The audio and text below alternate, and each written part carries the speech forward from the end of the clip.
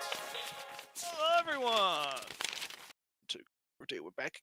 We're back again. This time we did anime. We did the Yeah, anime. So anime now we're is doing the over, or gaming. we're still in the transition Anime is period. over. Anime is dead. It is so over. It is so over. We're still No not one's into the watching new anime. season proper, so Yeah, it's so over. It's ogre, right? We are so done. There is yeah 5-0s in the chat. Hey 5-0. hey, Yeah. Anime is done. It's time for video goons. We're doing the videos of yeah. goons. I've been playing the video rooms. I mean, last week The I video finished rooms. Silk Song, and this week I reached the credits of Hades 2. Mm-hmm. Fun game. I can understand. No, let's see. I can understand the streamer meta of starting over your roguelike. So people watching the streams are there for the entire journey of your roguelike story game. But I wouldn't do that. Mm, I already got pretty far with the upgrades and the unlocks and all that stuff. mm, So version 1.0 came out. I um I went to the bottom, downstairs 5 times, upstairs 5 times. Done. I got credits and I won the game. nice. And do you remember me saying that I had some narrative questions about the thing where they were I just vaguely do. I vaguely do because it's been a while. yeah, it's So been a while. I forgot also that I said something to that effect. Forgot my exact words, but I just said something to that the story kind of implicated the gods not being very nice. oh And wow, the gods are dickheads. What a no, surprise! well, well, the first Hades is that the gods are not very nice to each other, right? well, yeah, But but you this, would assume that if they're not very nice to each other, they're probably not very nice to the people underneath them. yeah, but then Kronos, the big bad, says, "I'm going to make things better for the humans." And Mm, then you, as the player, are fighting against Kronos, who is going to make things better for the humans, siding with mm. the gods that are going to make things worse for them. They're openly saying from, "Hey, all those mortals are siding with Kronos because he promises a new golden age. Maybe I should unleash a plague on them. Maybe I should do just another flood on them. There are too many Just mortals gonna do a anyway." cheeky, just gonna do a cheeky little plague. Just a A cheeky, cheeky little cheeky little. flood. There are too many mortals anyway. Yeah, When don't they worry say about when it. they Don't start worry. Don't worry about it. Don't worry about it. yeah, and when they start saying stuff like that, you wonder where's the story going, right? What did they mean by this? Yeah. What did what did they mean by that? What are you talking Yeah. about? But I can say let's see, the story resolves pretty nicely for me. They, every character has a title, and they do a fun thing with the title at the after you beat the final boss. And the epilogue where things stay the same, so you can still go upstairs and downstairs and do the entire run. The reason is good enough, just like it was in the first game. Because in the Hades 1 or 2, have you ever beaten Hades 1? I haven't beaten it, but I played it a little bit. I watched a little bit of it. But yeah, I probably don't know enough to be a lore expert, Hades lore expert. So you Um, know that if you go upstairs enough, eventually, you reconcile the family issues in Hades, in your Hades family, and then you're just keeping up the charade, right? Zacharias is not actually fighting to escape to go to Olympus or anything.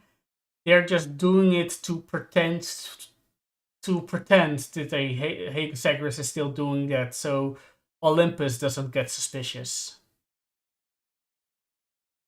in this case, you got like existential crises to both the underworld and Olympus, and they kind of semi-resolve it, and then they have a good enough reason to continue having that threat there, upstairs and downstairs. So that's good enough for me. But that's Hades. Fun game. Yeah. I hope I can go back to Fire Emblem, Three Houses, to the other routes. I'm at chapter 5 out of like 22.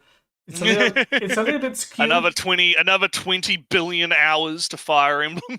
Yeah, but you know, it's on the one hand it's going faster. It's on the other hand it's going slower because with my max level professor at chapter 1, I can do 5 more things.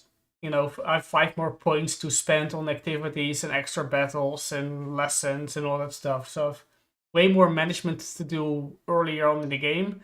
But the result is in Retsu that I'm always double the recommended level. So the actual battles can go super fast, but then Retsu, because I am hyper optimizing every placement of every unit. So every unit got this XP and this much skill points, and this much skill class points, etc., etc.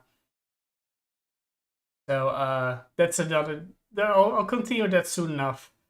In between Retsu, my runs in Ring Fit Adventure, because I'm going to start that up again. Yeah, gotta get fit. Yeah. Gotta get fit. I did have to buy a thing from Amazon, and actually the first thing I bought on Amazon didn't come. It just didn't. Was just disappeared. Scammed. Just scoomed. Just disappeared halfway through delivery. So I I checked up Amazon, said, hey, the thing is gone. I don't think it's coming now. And they go, oh sure, do you want to want a refund and want some Amazon points to buy another? So nah, just give it back to my bank account. I don't want Amazon points, gift cards, stuff. Just give me that. Give me my money. Yeah, my money. so I bought what I was buying by the way was kind of a dock, a kind of a third-party dock, because Nintendo's docks are 100 euros and are sold out. So 2 reasons why I just to get a cheap dock, because I'm not going to. If I want to, my dock currently is at my laptop. I see it on on the desk here. If I want to game hardcore on my TV, then I can just move the dock. It's not a big deal. But I needed a second dock to do some Ring Fit on the bigger TV, because I'm doing Ring Fit stuff on a monitor. Looking at the monitor is not as convenient as looking at the bigger screen. But then I got the dock, but then I saw that my controllers are super old and not even have drift. They just stick in place, the sticks. I move it up, and what the console registers as where the joystick is just stays up there. So that's not nice. That's not good. So I have to buy new controllers. And now I finally have, since today, I can do Ring Fit on the TV to continue my weight loss journey that I started since I'm back from Japan. Turns out, Maretsu, you just have to eat less. Yeah, just eat less. It's that easy. Eat half of what you. What, Ellie? You're poor. Just spend less money. Yeah. If you buy less food, right? Yeah. Look, it all ties in together. You buy less food, and then you'll earn more money, and then you'll get less fat. It's fucking brilliant. Yeah. How could no one have ever thought of this before? The poor should stay poor. It makes them healthy. Right? Oh man, but no, I haven't done a whole lot. Not a whole lot going on my end. Just been kind of chilling. Slowly working on Reverse Collapse. I have been playing a little bit of that sporadically, trying to get through it. That's always fun. all the gacha games have been having really big ass story events, so Mm. it's been also kind of fun. The last Arknights one was fucking wild. That shit was crazy. Really, Interesting, really right? good. So on gaming, there was an article on like GameBiz.com about how the Tokyo Game Show happened. Yeah. But and we got a game announcement and thing of this and that and events here and there, and Forza Horizon is going to be in Japan. Just a random thing I know. I don't care for Horizon. Good racing game, people say. But next one is in Japan, so it's announced at the Tokyo Game Show. But the article is about how on the floor itself, there's a lot of gacha. Yeah. And they talk about the anxieties of money, not having enough pay. You're not going to be able to escape. You're not going to be able to escape. All games will be gachas soon enough. It's but the article says some things about draws some conclusions that I think all right. I think that's also true, but personally I think it's more of a kind of a Dutch disease. I the Dutch disease. The Dutch disease infecting the article. No, the article didn't mention that aspect, but I think that is kind of a thing that plays a bigger part in it than. I think I had a conversation yesterday. I was chatting with the boys, Full and Lolly, about some stuff, and because you've heard the news, because there was that one game, or at least I think there's two now, that started out as gacha, and they've now announced that they're not going to be gacha, right? Don't know. And I'm wondering what that is about, right? Because on the one hand, it could be that they are attempting to tap into a market that they feel is like, because let's be real, there's a lot of people like you, right? Mm-hmm. Like you, not necessarily, but there's a lot of people, you see them on Twitter a lot, right? The people that are just like militantly anti-gacha, like to a extremist degree, right? They hear about gacha and they're just like immediately dismissive, right? Immediately, oh, it could never be a good game. There could never be anything good about this. They're all the same. They're all like just immediate fucking dismissal, right? Yeah. So I'm wondering if these games that are currently like shifting their model, right, are attempting to tap into those people, right? Or if it's an experiment to kind of see how well moving away from the gacha model could be, right? Because the reason the gacha model works is just because it's like guaranteed money, right? Or at least guaranteed money for like the first year. Because as with most live service games, you get like a big boost in like the first year. And just then like, oh, it's like hype, the next right? 2 new characters. Yeah, and then like the next couple of new characters, you get a boost, and then it starts to like stabilize. And then you'll get peaks now and then every time a new character comes out, but it'll never be like the same as when it comes out. So it's always like guaranteed return on investment, I guess, depending on how much you put into development, right? Yeah, like you so can easily I can make your money back. tie it in maybe a little bit because Fire Emblem Heroes, right? Fire Emblem Heroes gacha game. Yeah. I started playing it because I was starved for Fire Emblem and I didn't like the previous 2 Fire Emblem games, so I was just was years since the last Fire Emblem that I liked. Then Fire Emblem Heroes came along. Gacha, simplistic, but Fire Emblem is Fire Emblem in the end of the day. It didn't have annoying mechanics or an annoying story, so I was fine with it. Then I fell off, as you do. But the point of that is that Fire Emblem Heroes is a gacha, and it makes some $300 million dollars on the first week. Now, Noretsu, the Fire Emblem Among Us game came out a week ago, and it's apparently you can just look it up, but the first week revenue of that game is 80 million. Well, 80,000. I would caution that I know there's like one site that a lot of people cite for gacha revenue, but it's not 100% reliable. because they're going off like statistical trends and player counts and downloads, as well as like some games do release the statistics, right? Some games do. Like I know Arknights has done that, where they'll release the like quarterly like revenue or whatever. Yeah, but not like the first week, right? Yeah, it's quite hard. Like, yeah, I would caution against necessarily trusting those numbers, right? I mean, it could be true, right? It could be true, but a lot of those sites aren't really like it's kind of like a source. Do trust me, bro? Right, kind of deal. But yeah, but like this is the thing, right? Like, gacha is a proven monetary method, right? Is a proven system that works, and that's why a lot of these games build themselves around that, because it allows them to be able to get that initial like return of investment, and then they can just kind of coast from there while they work on like another project or something, right? Obviously it depends on the game, right?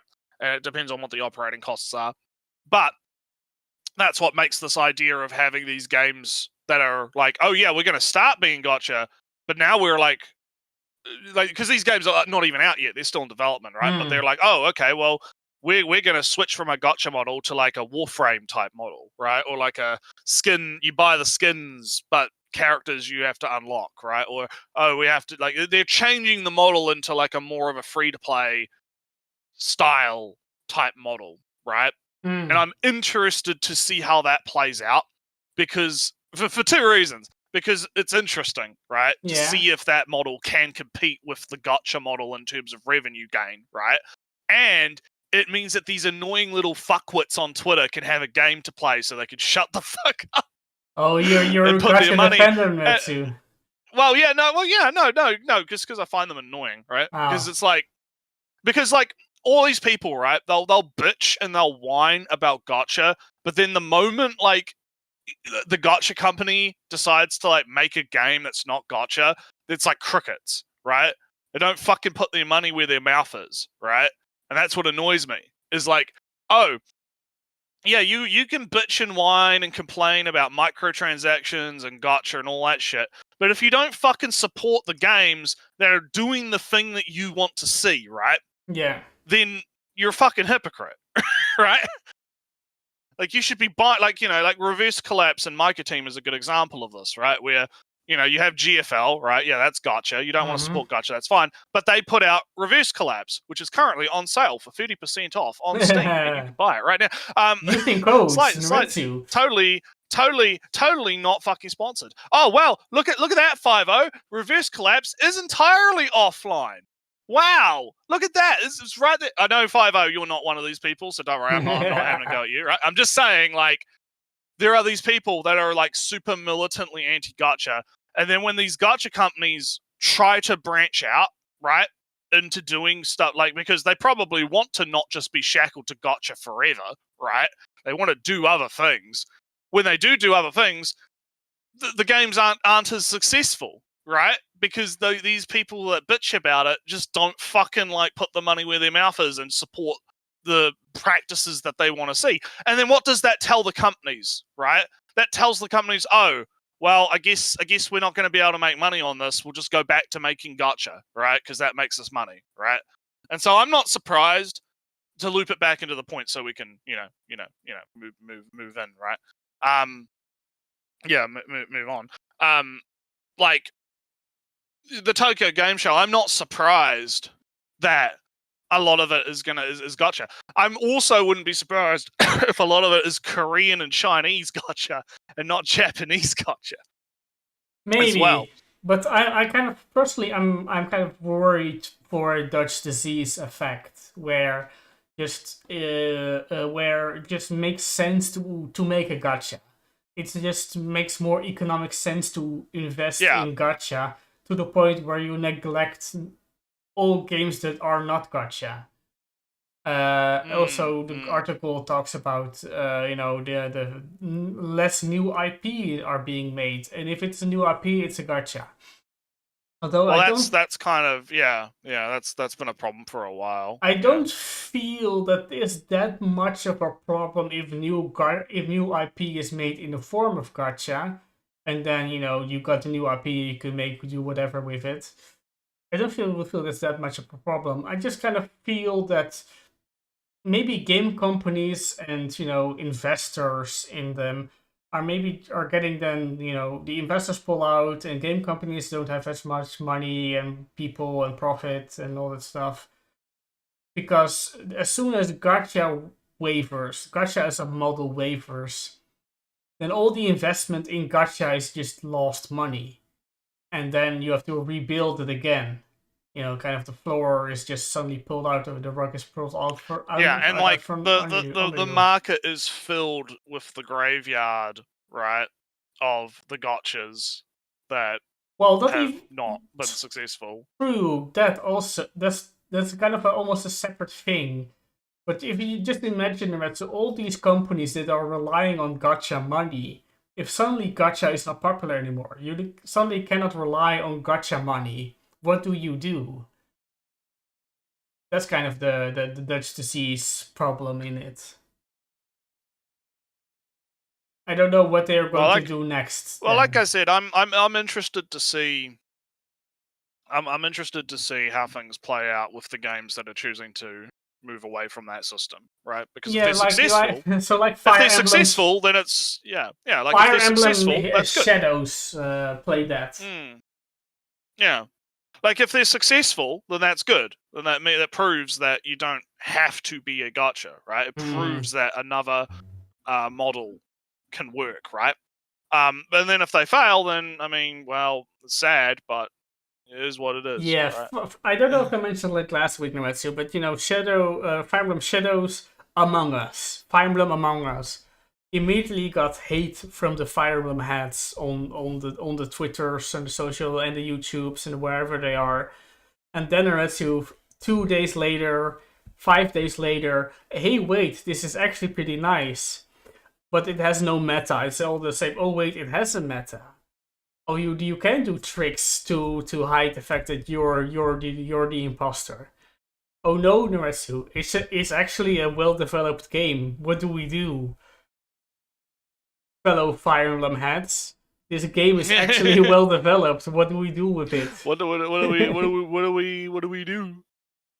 Anyway, we talked about. Anyway, we have a video. We have a video to watch, don't we? We met our half-hour quota. Yeah, I guess. So now you can learn the Dutch language with this new auto-translated YouTube title. Yeah. Fucking God. It's also so shit. not correctly translated. Dumb shit, dude. It's direct and that's whatever. So why do classic games feel better than new ones? Why do it's funny that this comes up because there was a little Twitter drama recently. Talk about the Twitter drama. Yeah, I'll talk about the Twitter drama. It was basically just some cultural brain rot where you've got the lefty people being like, "Oh, you chuds, you just want to go back to fucking Call of Duty Zombies. You don't actually want to go back to good eras of gaming. You're all just fucking dude bros. You want your dude bro games, Ellie. You want to dude bro games." And it's kind of like, I feel like that's a bit of a mischaracterization, especially when you think about the fact that a lot of the chuds that are my age are probably not talking like. I do have fond memories of my Xbox 360 tossing slurs at people on Xbox Live and COD days, right? But I have more nostalgia for like playing 007 Agent Under Fire on the Xbox and having the bros come around from primary school and us fucking around in like the multiplayer trying to find unique ways to fuck with people, right? With rocket launchers and mines and shit and split screen, right? So I feel like there's a conflation. I feel like that point like was a misfire because it's not like the thing that people I think have this nostalgia for, which I'm wondering what this video is going to be because it seems like it's going to be one of those return to tradition old games. Yeah, Michael, so look based, at right? this Battlefield. The new Battlefield was a gacha-ridden Piece of shit. Yeah. So I'm interested to kind of see how the argument is framed, because I can agree that, like, I think that two things can be true at once, right? Mm-hmm. You can look at the past with rose-tinted glasses and kind of think about, obviously graphics weren't as good. Obviously, there's like certain other issues that were within gaming, and I'm talking about like 2000, 2001 through to like 2008, right? There's definitely like stuff you could probably come up with that as criticism, but at the same time, I think a lot of, again, people my age, right, that's the time when they're like formatively, growing up with games, right? So they're gonna see it from a different perspective to someone like the Zoomies, right, that are growing up now with their fucking Fortnites getting groomed in Discord, right?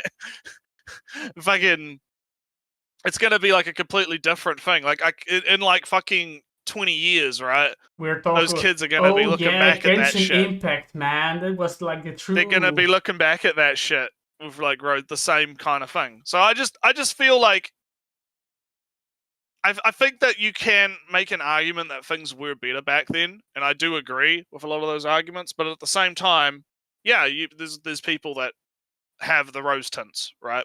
Just because that was the time that they grew up. We shouldn't fall in the trap that things are bad. No, things are bad for different reasons. Things can be better. Things could have gone worse.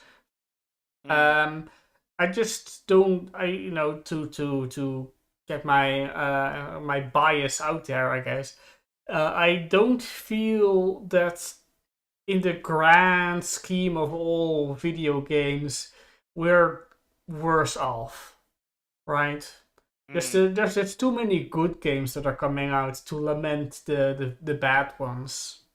I think it also kind of depends, like, there's a personal taste element to this that I think is a cool problem, because, and I think that was what they were trying to get at in the like, oh, you're all just after Call of Duty Zombies, dude bro shit from like the 360 era, like the grey military shooter era, right?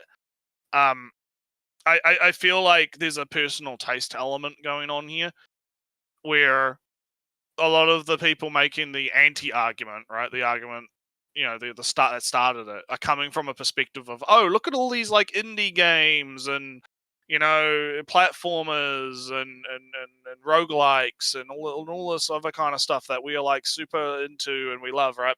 Not really realizing that people can be into like the dude bro into different shit, right? Like, think about it from this, like, the perspective of like, yeah, Call of Duty's been pretty shit lately, from what I understand. I haven't been playing it, but I've heard that because it's lost its identity effectively. It's trying to be Fortnite when it's not Fortnite.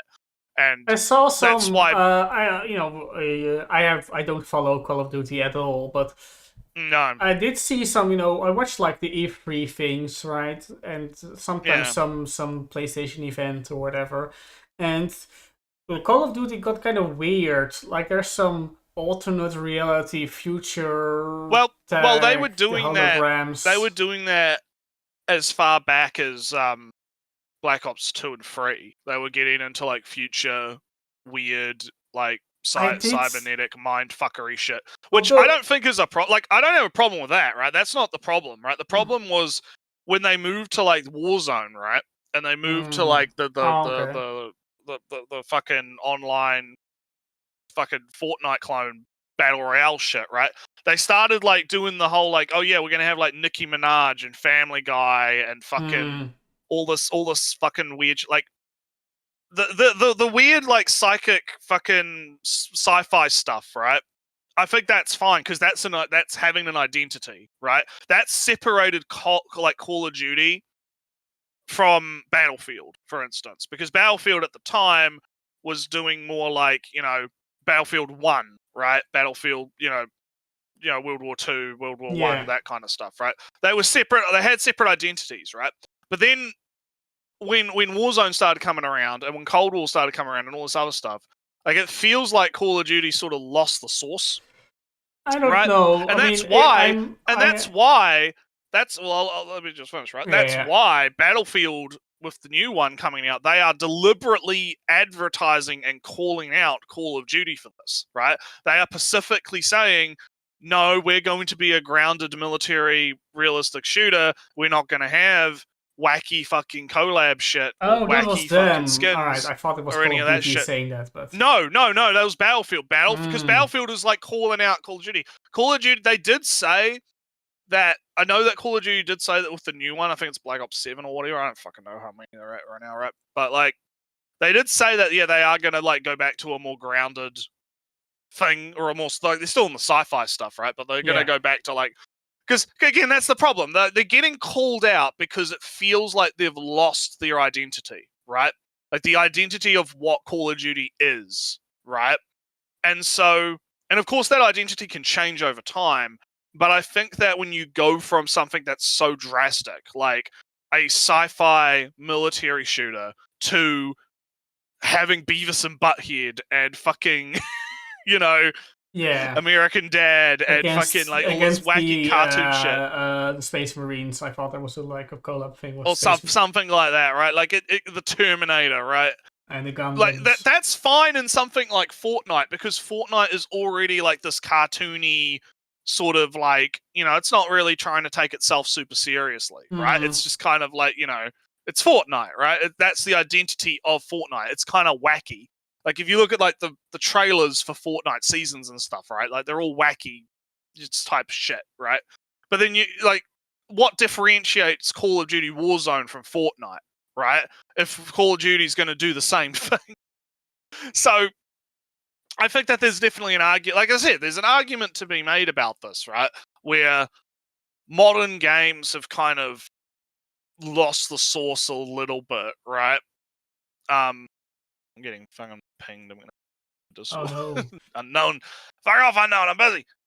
Oh, he's looking at Alienware laptops. Just buy the most expensive one. They're all shit. No, I get the I'll get back to thing. him. I'll get back to him later. No, I get the dynamic here, and that's, you know, now is our chance to steal the Call of Duty people. I've, you know, my last one was like World at War, Call of Duty on the 360. And that was also like the last, from what I understand, the last World War II-ish game. Well, until they did do a World War II game a few years ago, but no one really cared about it. No, I mean, from what I understand, right, the whole thing of with the Russian guy in World at War shows up in Black Ops 1, and that's the whole... Yeah, Black Ops continues World at War, because we should probably get into the video, but like, yeah, we're having fun. But like, no, because like, you know that the development, like, because they ended up like splitting into different studios, and different studios started doing different things, right? Like the Black Ops series is Treyarch, and they continued the World at War like storyline, I guess, right? They continued World at War through Black Ops, and then that eventually became like sort of the sci-fi thing. Especially, yeah, and that was running alongside like the other studios that were also moving towards like sci-fi stuff, because again, they were following the trends, right? They were trying to like capitalize on like futuristic like movement and futuristic shit and all this other stuff, and people got really fucking sick of that, and then everything moved back to like World War 1 and 2 with like, you know, the battlefields doing the same thing, right? Moving back to classic shit because it's been so long, and now we're moving back into sci-fi shit again, right? I do say that the super modern Call of Duty one with the spaceships looked kind of interesting, with, you know, zero-G shooting and whatnot. But, you know, I'm the person who plays the Call of Duties for the campaigns. And I don't care much for the you know, the competition of the shooting lobbies. So if the campaign is bad and boring or doesn't exist, I'm not interested in the Call of Duty or the Battlefield. And, you know, Battlefield is even worse, with is a total free for all. Well, I know the new one's gonna have a campaign. No. I know the new one's gonna have a campaign. Yeah. Same thing with the Assassin's Creed, basically. I like the future stuff in Assassin's Creed, but they just handled it so bad. It's better now that you don't include it, unfortunately. Yeah, but that's just an example how all the classic games feel better than the new ones. Well, we haven't even heard the man's argument yet, Ali. We're going to hear what the man's going to say. But also, we got to also hear the crack. So hang on. Hey, got the crack in there. Sammy was here 4 hours before the stream. Oh well. It's his fault. But anyway, let's hear the man's argument. Let's see what he's got to say. Have you ever felt like games today just don't hit the same? Like they're missing that spark or emotional pull that older games used to have? I've been thinking about this a lot. Why was I so hooked on games in the 90s and early 2000s, playing them over and over again? That's the only thing. Because you were 5 years old. Because the only thing you had to play? Well, no, because again, like I was saying when I was talking about 007 Agent Under Fire on the original Xbox, right? When you're 13 years old, right? You're gonna be a little bit more engrossed in the game, right? Especially when that's all you had, right? Because again, I think there's a generational divide going on here. I'm tuning into full, right? Talking about generations and all this shit, right? But I think there's a generational divide here, right? Because back in my day, you used to have the Xbox and you could only get the discs from the place, and if you didn't buy the game, you had to rent the game. You only had it for 3 days, so you had to play the game 3 days, speed run in 3 days, or you have to rent it again. But that cost your allowance, and you promised mommy to spend it on the food. They days with the Game Pass and the PlayStation Plus, and to get the free games. And they don't know how good they have it, right? That kind of thing, right? So I think that I can here's the thing. I don't disagree with the vibe, right? I don't disagree with the vibe that there's this older games felt like they were more engaging, I guess. But I think that has more to do with I would like to know how old this guy was when he was playing these games, right? What were you 16? Were you 13? Right? How old were you at the time? Right? So far, it kind of just reeks of I had this one game that I could buy with my, with my side, with my part-time job at the store, and this was my one game for fun, and I had a lot of fun with the GTA 5 Vice City, and whatnot, and. Yeah, I'm reminded of my little brothers, who they had, I forget which one specifically, but they really like Far Cry 3, I think, and they just kept playing Far Cry 3 forever. Even though they had every base liberated and the story complete, they just continue doing the smallest upgrades to their whatever ammo carrying capacity or something. Or just walking around, getting into random gun battles with roaming patrols. And that was the fun they had, even though, I, as the older brother, already had other games I was playing, but no, they wanted to continue playing this one game specifically. And I guess, they liked it so much they just kept playing it way after the story was complete and they got all the upgrades. So they'll look fondly back on Far Cry 3. I'll look at it back as a kind of a samey shooter. And I played 5 games in the time that he played this one game. But I kind of chalked it up to you're younger, you're maybe more easily entertained by a single thing over a longer extended period of time because you have less experience with a wider range of games.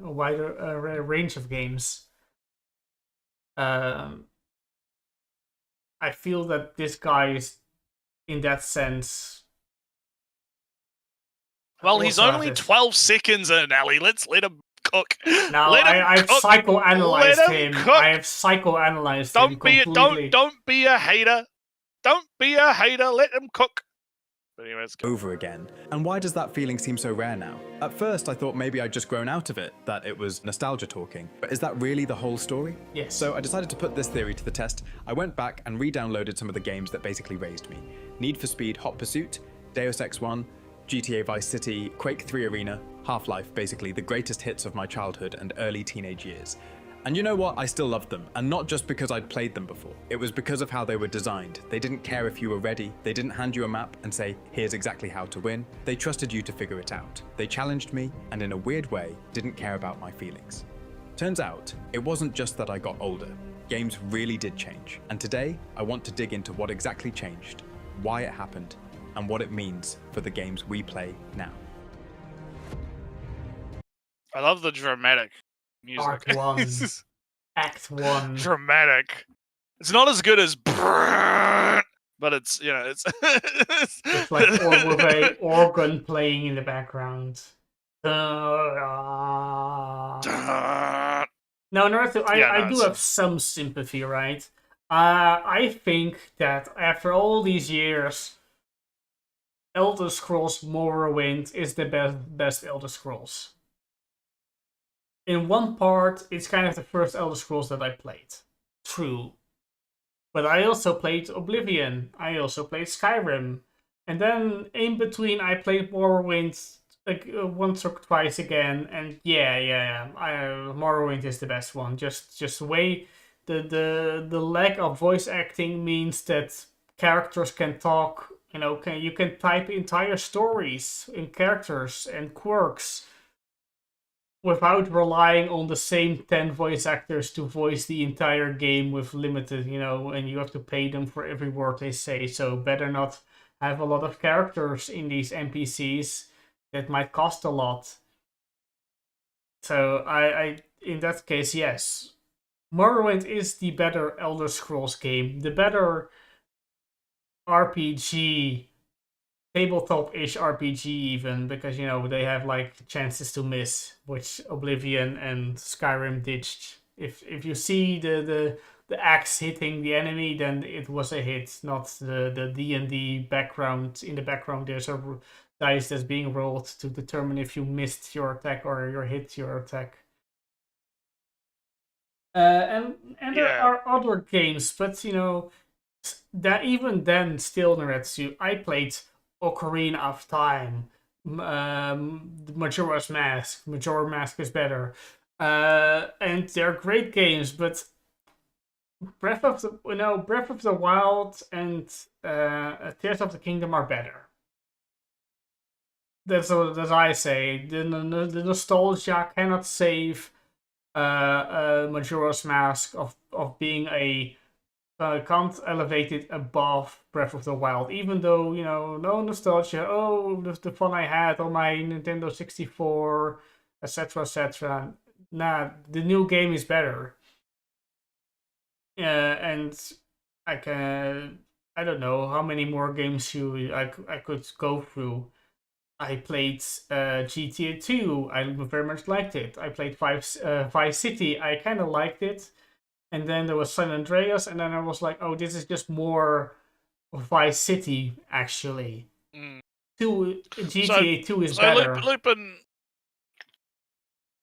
a bit back, right? I do think that there is this...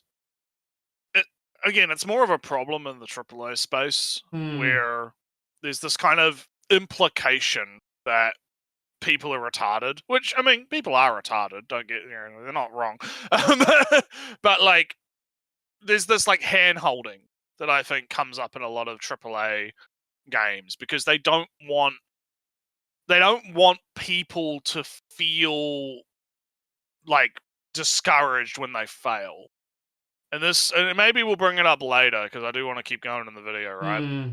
But it kind of ties into the whole difficulty in games discussion, right? Because with Silk Song, right, and people talking about, it should have an easy mode, right? It needs to have, why doesn't it have an easy mode? It needs to have an easy mode, right? And we might get into that later, because again, I want to kind of get a little bit through the video before I kind of dive into that, because that's like a whole fucking 2-hour discussion on its own, right?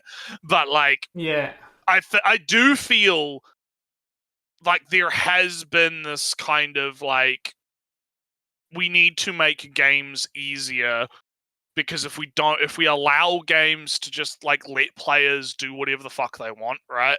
Like, instead of like, let's say you have the driving game, and instead of having like the map, it's just like, oh yeah, just go drive, right? Like, whatever.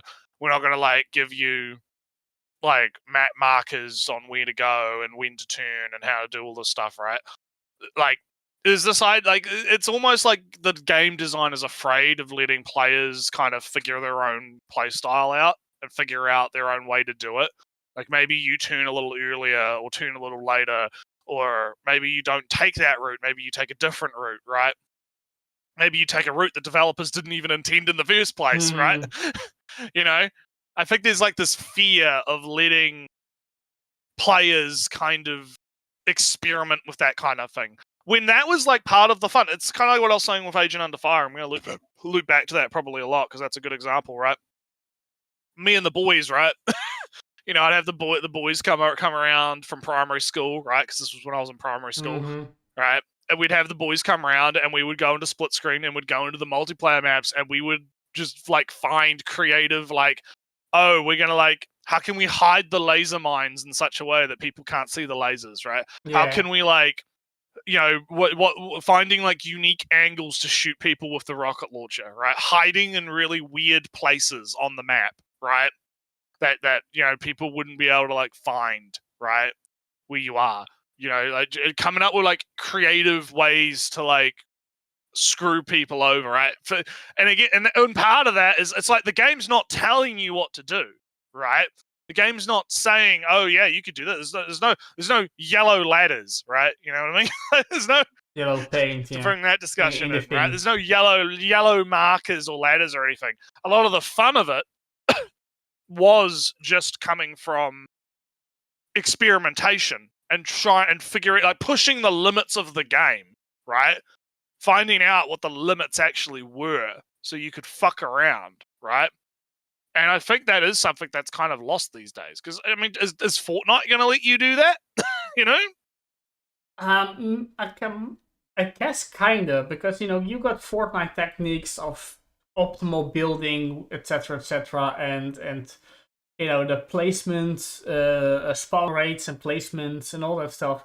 But the game doesn't tell you those spawn rates and placements and optimal building techniques. You have to see, but that feels a bit different though, because that feels more like just mid-maxing.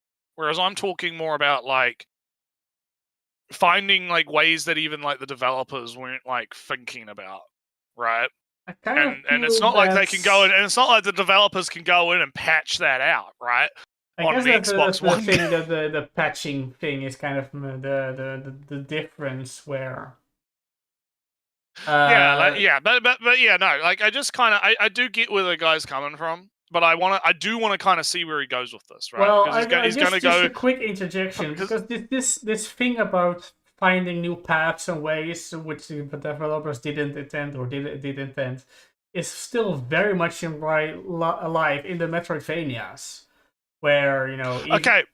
So I agree, but I think the problem is there's a difference between Metroidvanias, which are kind of designed around that, and doing that in like a split screen multiplayer game on an Xbox, right? I think there is a different vibe, right? I feel there's a bit of a difference there. It's kind of difficult because, you know, even, you know, in Melee, right? Super Smash Bros. Melee. Oh, it's just a party game. All these techniques are just quirks. Yeah, they found all these like mid-maxy but then Retsu, stuff, it turns out Sakurai knew it all along. He made these things intentionally. He didn't make. Yes, he says he's making a party game, but meanwhile he's putting these super advanced techniques in the game to be discovered by the players, and the players discover them, and they go, haha, I have found this super obscure thing that the developers didn't intend. Sakurai then comes along and says, oh yeah, I put it in there. Oh yeah, I can do that too. Let me hear. He shows off that he can do it. So it's kind of, you know, what is the is it then important that the developers didn't intend it, or you think the Well, like developers I didn't said, intended well, it? let's see what I mean, because he's going to get into it now. So let's see what he says. Hmm. The In the evolution of 2000s, game games design. that's were a- designed with one Oh, thing in that's mind, like- making you work for it. They didn't care if you felt coddled or safe. They expected you to figure it out. And honestly, So I'm gonna. There's a criticism here. There's a criticism. I'm not gonna agree with the guy completely because I don't necessarily think. Like, let me hear that again because he talks really fucking fast. Also, you talk- that title showing was completely it's a completely different animation than the part 1 thing. Different Okay. fades in, Let fade outs. me listen to him again because I Alright. gotta hear that again because he was speaking really fucking quick. in the 2000s, games were designed with one thing in mind, making you work for it. They didn't care if you felt coddled or safe. They expected you to figure it out. Okay, so I disagree with that. Because you had manuals. Well, no, not because you had manuals, but because I don't think the intention of the developers, because this is the problem, you're getting into like Hmm. death of the author type shit with this, right? Where Well, no, I prescribing don't the offer. feel like the intention of the developers was to make you quote unquote work for it, right? I Yeah. think the intention of the developers was to create a fun game, right? Yeah. I don't think the intention was, oh, we're gonna make the game deliberately obtuse and hard, right? But even then, right? I mean, I'm going to say that. So the game manuals described every button in every menu option. So it was impossible to get confused about how to control the game. Yeah, well, they told you what all the buttons did, but you still had to figure out how to use the buttons to play the game, right? Well, not always, because practical plus versus theoretical fucking learning, right? Yeah, Like, true, but stuff in the Metroid games, in those manuals, you got to read about every power up that was in the game before you ever saw them. Oh, this is the morph ball. Oh, this is the ice beam. Oh, and then ice beam is like the last thing you get in the game, and it just says in the manual that you get it. Gouda makes a good point in the chat, right? That the obtuse design was more of a thing in the arcade era because they were, well, not even necessarily, right? But like it was more of an idea of, oh, if we make the game difficult, then players will have to spend more quarters on the game, right? And also, that design philosophy didn't necessarily carry over into the console era of like the because I'm assuming this guy is talking about like 1990s to 2000s. Well, right? even this like Ridge Racer game would get there. But even if developers know they are making games not for the arcade, if they spend their entire youth or free time in the arcades and then playing arcade games, they're going to make an I don't think they're going into it with the same intentions, right? Because again, this is a debate about intention, right?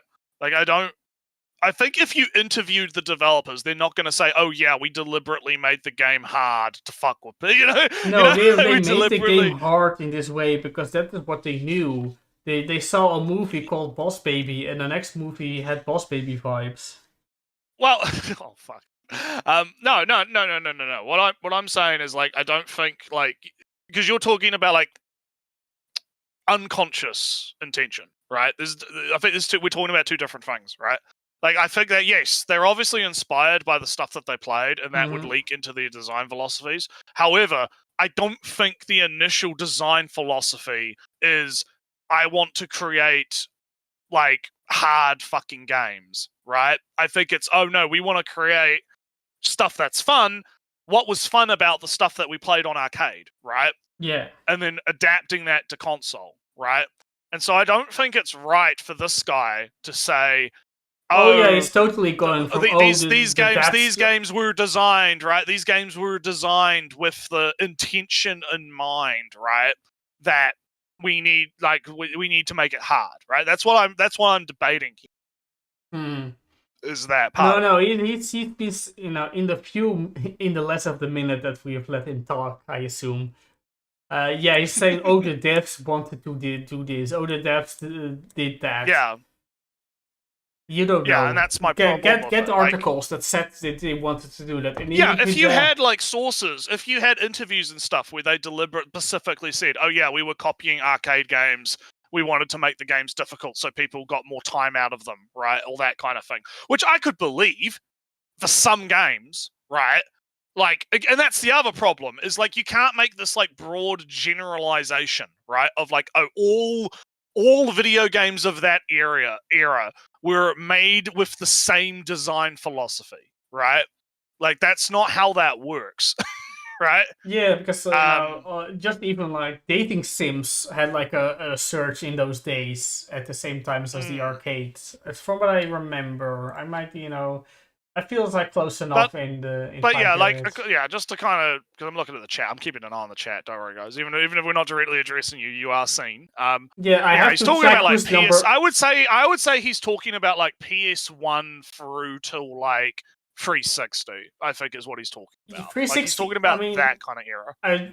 This game. I think it's like Xbox One still. This game. Yeah, that's what I mean. Like PS1, PS2, Xbox One. GameCube. Xbox original, right? GameCube, right? All the way up to like the 360 era. I feel is what he's talking about. Maybe like the launch time, the launch year of 360. That feels like kind of the next that he's talking about. I would say 90s to 2000s, right? So, anyway, let's let him cook. And honestly, part of the fun. They didn't just throw hints at you like you were a lost puppy. They trusted you to explore, fail, and get back up again. All right, so just I think using the driving game, where there's that has a map, and the locations of the guys that are tailing you, and a rear view mirror. And also, there's only one way you can go in this game.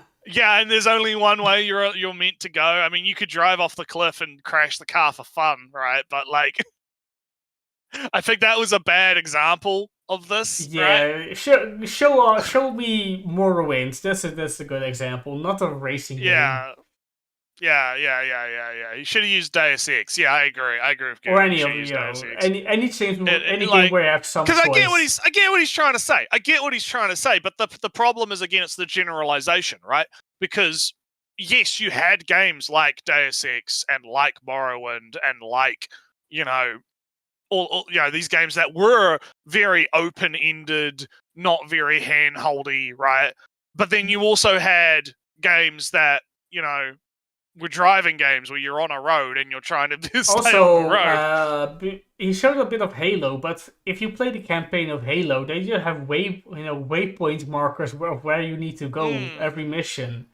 So and the level design was pretty linear in Halo. Yeah, like it wasn't like open world. It was like instance based, like open. You'd have open areas, but it was still a linear. No, you have experience. to go. But anyway, let's. You can describe them as large hallways, wide or narrow. Mostly. Yeah. So let's see what he's cooking. Trusted you to explore, fail, and get back up again. Take Half-Life 2, for example. There was no constant stream of cutscenes or blinking arrows telling you where to go. You had to pay attention to piece together the story through the world itself, like a detective in a sci-fi fever dream. Or look at Deus Ex, which casually... Oh, look, he is using those examples. But I don't... We jumped the gun a little. I do still think the criticism applies though, that it's like it's a generalization. And I could argue his point better by saying that we don't see as many games like Deus Ex and like Half-Life 2 that are less handholdy. That kind of ties into what I was saying a few minutes ago, where I do feel the vibe, right? I do feel like we haven't had as many games, like in the AAA space at least, right, that have taken the risk of allowing players to do what the fuck they want. However, again, Silksong came out, right? You played Silksong. Mm-hmm. Silksong, does Silksong handheld you? Do you have map markers in Silksong? Oh, no, that's too... I did a dumb area, I defeated the boss and new areas opened up in the boss arena and I just forgot about them and did half the game not knowing where to go because I missed the thing that opened up before my very eyes, and then was lost from, hey, where do I need to go? I don't know where to go. The place where you saw the doors open up. You need that easy mode, okay? I need the easy... waypoint markers. I need the objective markers. I didn't see the doors open. You've been poisoned by the AAA games. You're no longer a Morrowind enjoyer. You can't play Morrowind anymore because there's no map markers. My journals which describe which way to go instead of waypoint markers. I cannot. No. Oh no! Also, I do want to say. So I get. Yeah. My quick point is that Half-Life is kind of like a first-person campaign, right? There's no choices. There's no. I get what he means about like the cutscene thing, but like. Is there really like a difference between you can walk around while those guys are like talking, right? Yeah, you can walk around and you can interact with stuff in the environment. It is functionally a cutscene. So it is, yeah. It reminds me, there's been some talk about that with Ghost of. I don't know if you saw the tweet about it. Absolutely not. Ghost of Yahweh, the Ghost of Huawei or whatever the fuck Yahweh's coming out, right? There's like this scene where you're like on the horse and you're like. Go towards like a cliff and you see like the Mount Fuji, right, or whatever, Yote or something like that. Is it Mount Fuji? I don't know which. No, it's Yote. The mountain is Yote. Yeah, oh, it's Yote. Okay, so you see, and like the whole thing is clearly like a cinematic, like cutscene type thing, right? Like it seems like it's on rails, right? Like you're on the horse and the horse goes down, and then you go up to like it's designed specifically to show you. Wow, look at the area, graphics, look at how world, cool, look at fancy, and then you have the guy on Twitter, who posted it being like, man, look at this gameplay in Ghost of War. Gameplay is so fire, and it's like it's a fucking railroaded cutscene. It's fucking. What do you mean gameplay, you dumbass? In years past, Naretsu, there was this what was it? Yeah, I remember. Game of the Year, right, Naretsu? Baldur's Gate 3 won Game of the Year over PlayStation, and the PlayStation heads were very angry because PlayStation games was nominated for a bunch of categories, but none of them won. So they were like Spider-Man 7 nominations, 0 awards, 0. Yeah, that stuff I forgot about. But then they showed, Baldur's Gate gameplay, which is character standing, and then you click the character, and then the character moves to that position, and then he does an attack animation, and the character that got hit falls to the ground in a pool of blood. Oh, riveting gameplay! But then the counter example was like a QTE scene of Spider-Man. Oh, look at this game! Yeah. Look at this QTE segment. Look at this fire. A fire gameplay. We got some fire gameplay. Fucking Spider-Man, right? Like it's I remember those wild, days, but just sorry. I accidentally removed Samu's comment instead of just removing. From censorship in the chat, mod abuse, admin abuse. It indeed was. And now he's no longer a mod. He is so. Oh no! He's so sad. No. He's so sad. So sad. So. Oh no! What did you do? Why did you do this? But no. It's again, it's like I feel like there's a bit of weird nostalgia goggling going on here, a little bit, right? Yeah. Because like we've pointed out, the Half-Life example. Yeah. In the gameplay segments, you're correct that you have the freedom to like run around and do stuff and interact with the environment. There's a lot of environmental storytelling in Half-Life, right? That kind of stuff, and that's important, and that is something that's definitely missing from like modern AAA. I can agree with that, right? I can I'm on board with shitting on the AAA. I don't necessarily know, because even like something like Resident Evil was like, oh, look at this plant that is not centered correctly. That means that the scientist whose body is over there push this plant a little bit aside. I can't say it anymore. Storytelling. Whoa. I don't know. It's. I get the vibe. I just feel like Yeah, I don't know. Let's let him cook. Let's let him cook. Actually dropped codes in random conversations and notes scattered around, and expected you to actually write them down somewhere. It forced you to slow down, to really pay attention, and to own every little triumph. This kind of design didn't just make you feel like a passenger, it made you an active part of the world. The moment you remembered a keypad code and punched it in, it felt like you'd unlocked a secret meant only for you. It was these little victories, earned by your curiosity and stubbornness, that made games back then feel so alive. In arcade games like Need for Speed, winning actually meant something. If you wanted to progress, you had to learn the tracks and the mechanics. There were no participation trophies waiting for you at the finish line. If you didn't nail it, you didn't move on, simple as that. In contrast, a lot of modern games seem to hand out points and rewards like they're afraid you'll get bored and wander off. It doesn't matter if you finish first or last, they'll still give you a pat on the back and some XP. Difficulty often scales itself down, so you never really feel that moment of panic when you're about to lose. You don't get the bigger rewards, your gamer score, you don't get every star. So no, but I actually kind of again I get it. I get what he's coming from here, because there is definitely this like, we have to like dopamine the fuck out of people. Right? I guess, but like you see it in the game that he's like, you got like, what the fuck is going on in this game that he's playing now, right? Like, you've got the line on the fucking road, you've got EXP constantly going up as he follows the line on the road, right? He's got, fucking, let's just go back a bit, like, look, 300 times X2 times 2 pulse, fucking pop up. Yeah, in but contrast, it's the a mode lot he's of modern playing. games seem to hand out points and rewards like they're afraid like you'll dry get bored spell, and wander look, off. it doesn't matter if new you finish achievement, first or last. They'll still give you a pat on the back and some XP. two times, Difficulty often big scales drift. itself down, so you never look, really map feel 5, that moment map of panic markers, when you're about. like, again, I do think that there's a critique of modern game design for shit like this, right? Because hell, I mean, I think there's that clip that we had where I like ranted about Call of Duty Zombies, ironically enough, and the fucking UI design, because I fucking hate the UI design of the modern COD, right? Like, I think there's valid criticisms to be had about this shit, right? Especially when it comes to like flashing shit on screen, like damage numbers and fucking XP points and all that kind of shit, because it feels like they're making that shit more and more intrusive because they're trying to effectively sap dopamine out of people, right? Like some ADHD fucking like targeted fucking shit. I feel targeted, right? I feel fucking targeted by that shit. So I agree with the criticism. I just don't feel like going back to like, we have to like this revert to tradition type thing is really going to be the way to go with this. Yeah, I think because I've seen those arrows on racetracks for years in like not arcade games, in like in sims. You know what I want?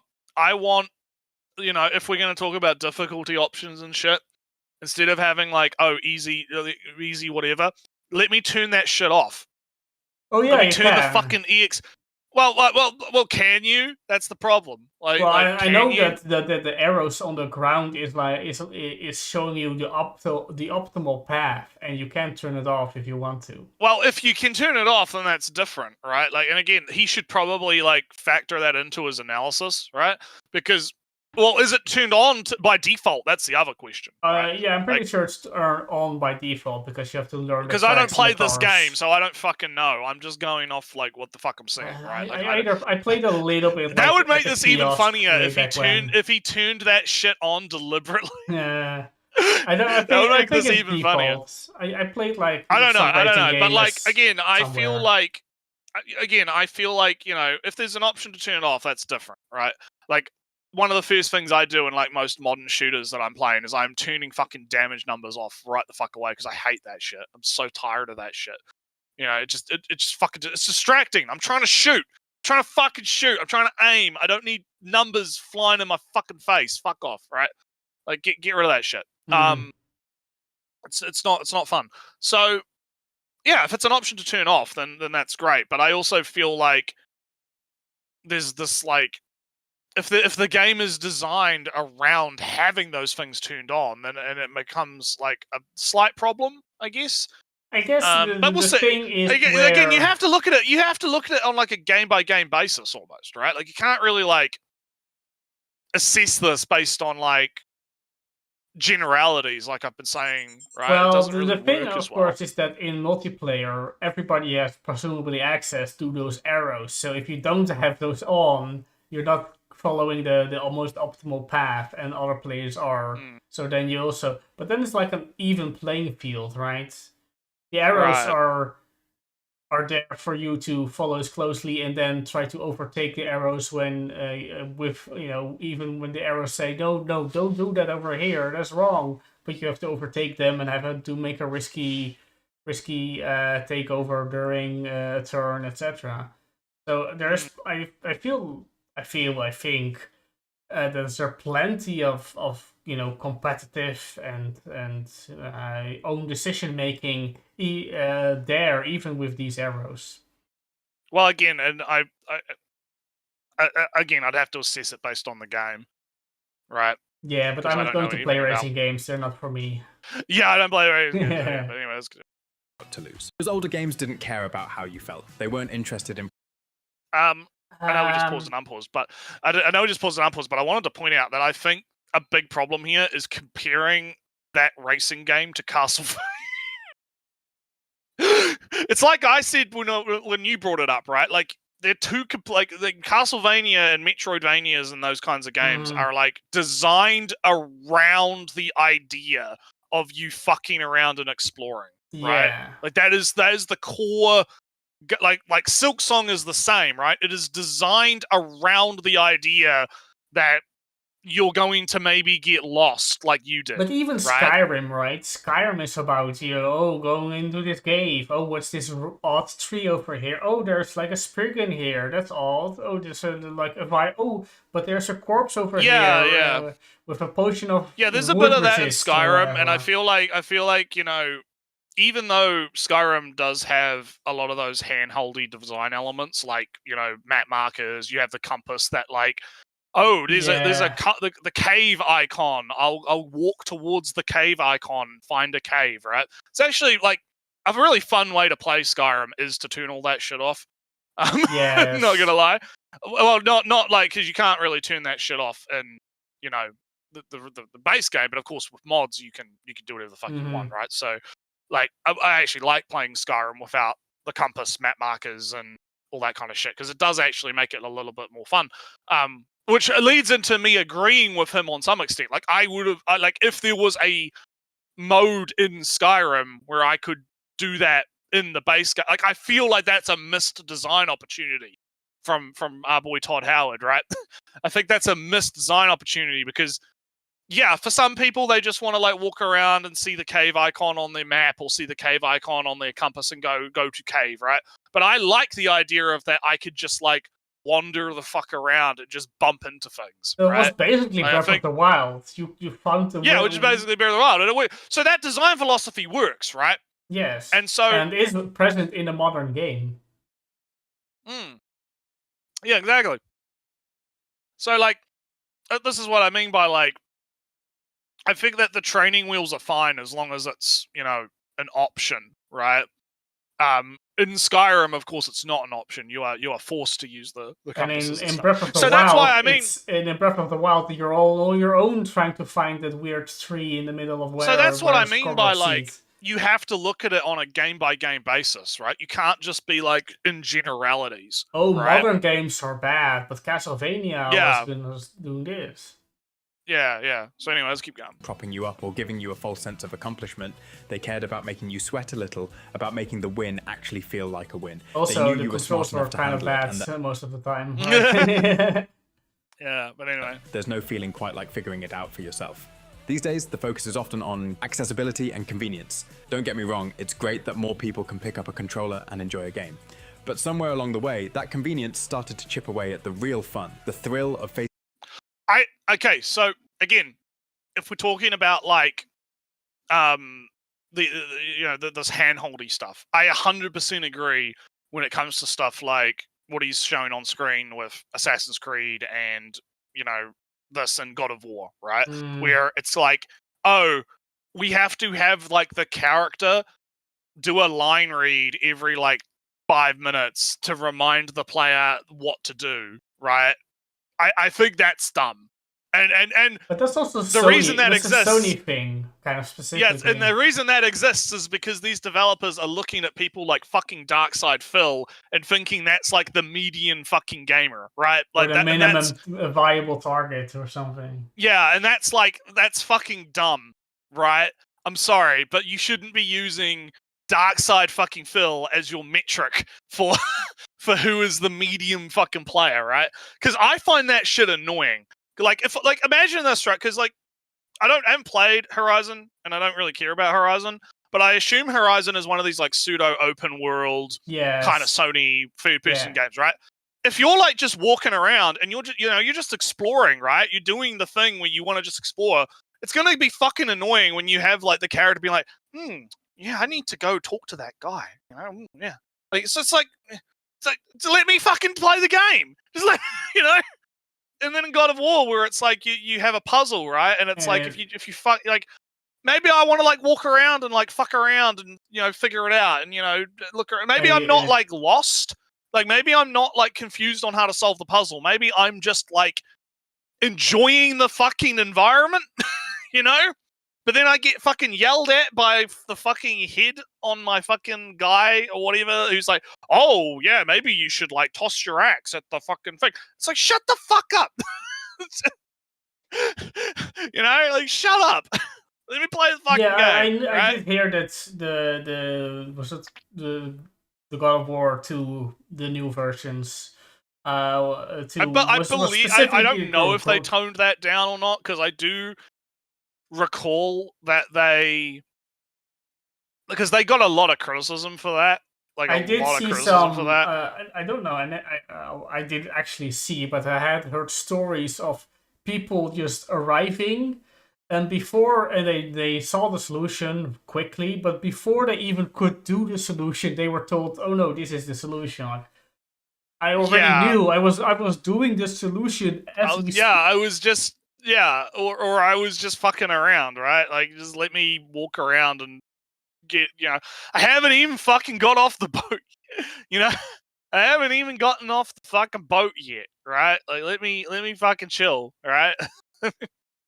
let me visual novels just are calm not down. included at all because they don't. Yeah. They're not video games. Well, they're not video games. But again, it's like I feel like there's a criticism to be had about that specific kind of game design. Yeah, right? but I think there is a criticism to be had of that, but you can criticize that without extrapolating that criticism to every single fucking video game. Yeah, right? Because if you just, from what I understand, it's God of War 2 is an excellent game. This thing is just annoying. So if this thing was just toned down way down. A little bit, yeah. Or just a little bit, or just give me like 5 minutes before you tell me the solution. It would be fine. It would be an excellent game. Give it an entire point higher. Was it a 9? It's now a 10. Was it whatever. But to then say that, that, oh yeah, this part is annoying, therefore AAA gaming is doomed. That's not why the AAA gaming is doomed. There are other reasons why Microsoft is going under. If we've got time, maybe we'll talk about it. But yeah, no, it's I feel like there's a overgeneralization and over extrapolation of real issues that you can actually talk about going on here. Well, I do agree, Niritsu, but that's what I mean. It has been kind of a trend, and I think it's worth calling out that trend. But also, like, I haven't heard this criticism really ever since God of War. I haven't heard that the game just gives you the solution before you have even the chance to do the solution on your own.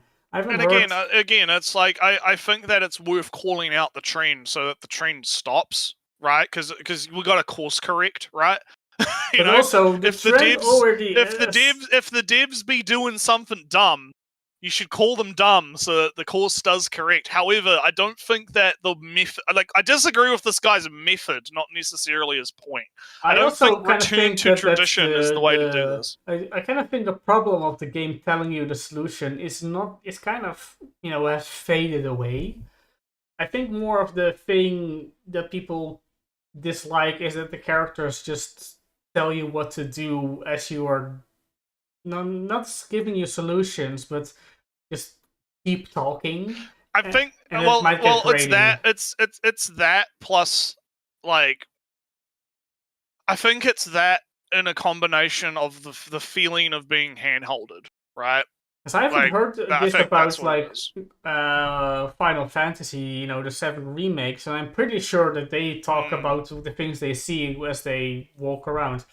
Or Hades 2, Melinoe has something to say basically every time you enter a new area, but then she doesn't talk until you defeat the boss, and then she says, Well, I don't think. I think it's just like the feeling of hand-holdingness, not necessarily the fact they're talking about shit, right? I do Like, feel that the again, talking is a part of it that people don't well, like. no, because I feel like if like it's almost like let's create a hypothetical scenario with Horizon here, right? Mhm. Where instead of Ellie like talking constantly and going, "Oh, I should go talk to that guy. Oh, I have to remember to talk to that guy. Oh, whatever." You just had like a fucking giant map marker that was just constantly fucking blinking 24/7, or there was like a point on the screen that was just constantly fucking like a giant fucking point.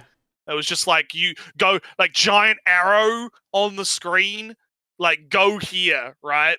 Like I think the talking is the giant arrow, right? Just in words and not like visuals, right? That's what I think the problem actually is. Like I don't mind if like Ellie is like if you're exploring and Ellie is like, wow, that grass looks really cool. Oh wow, look at that fucking sunrise over there. That's kind of neat, or like if she's commenting on the shit that you're like actually doing. I don't think many people would have as much of a problem with that, right? Of course, to an extent, I do agree with you that if she yaps too much, people are going to be like, "Shut the fuck up!" Because Right? the thing of this scene that we're watching is that Aloy, there was like a robot dino in the river or whatever, and there was this patch of hiding grass, and then Aloy asked the character, and I assume this YouTuber was going into the grass. Aloy said, "Better hide in the grass," when he was already going into the grass. Yeah. And I think again, I don't necessarily like. Would that be any different if instead of her saying it, it was like giant text on the screen? Because I think the problem is like people view these two things as the same, right? They view her saying that as the same as giant text on the screen say, "You should hide in the grass, dumbass," right?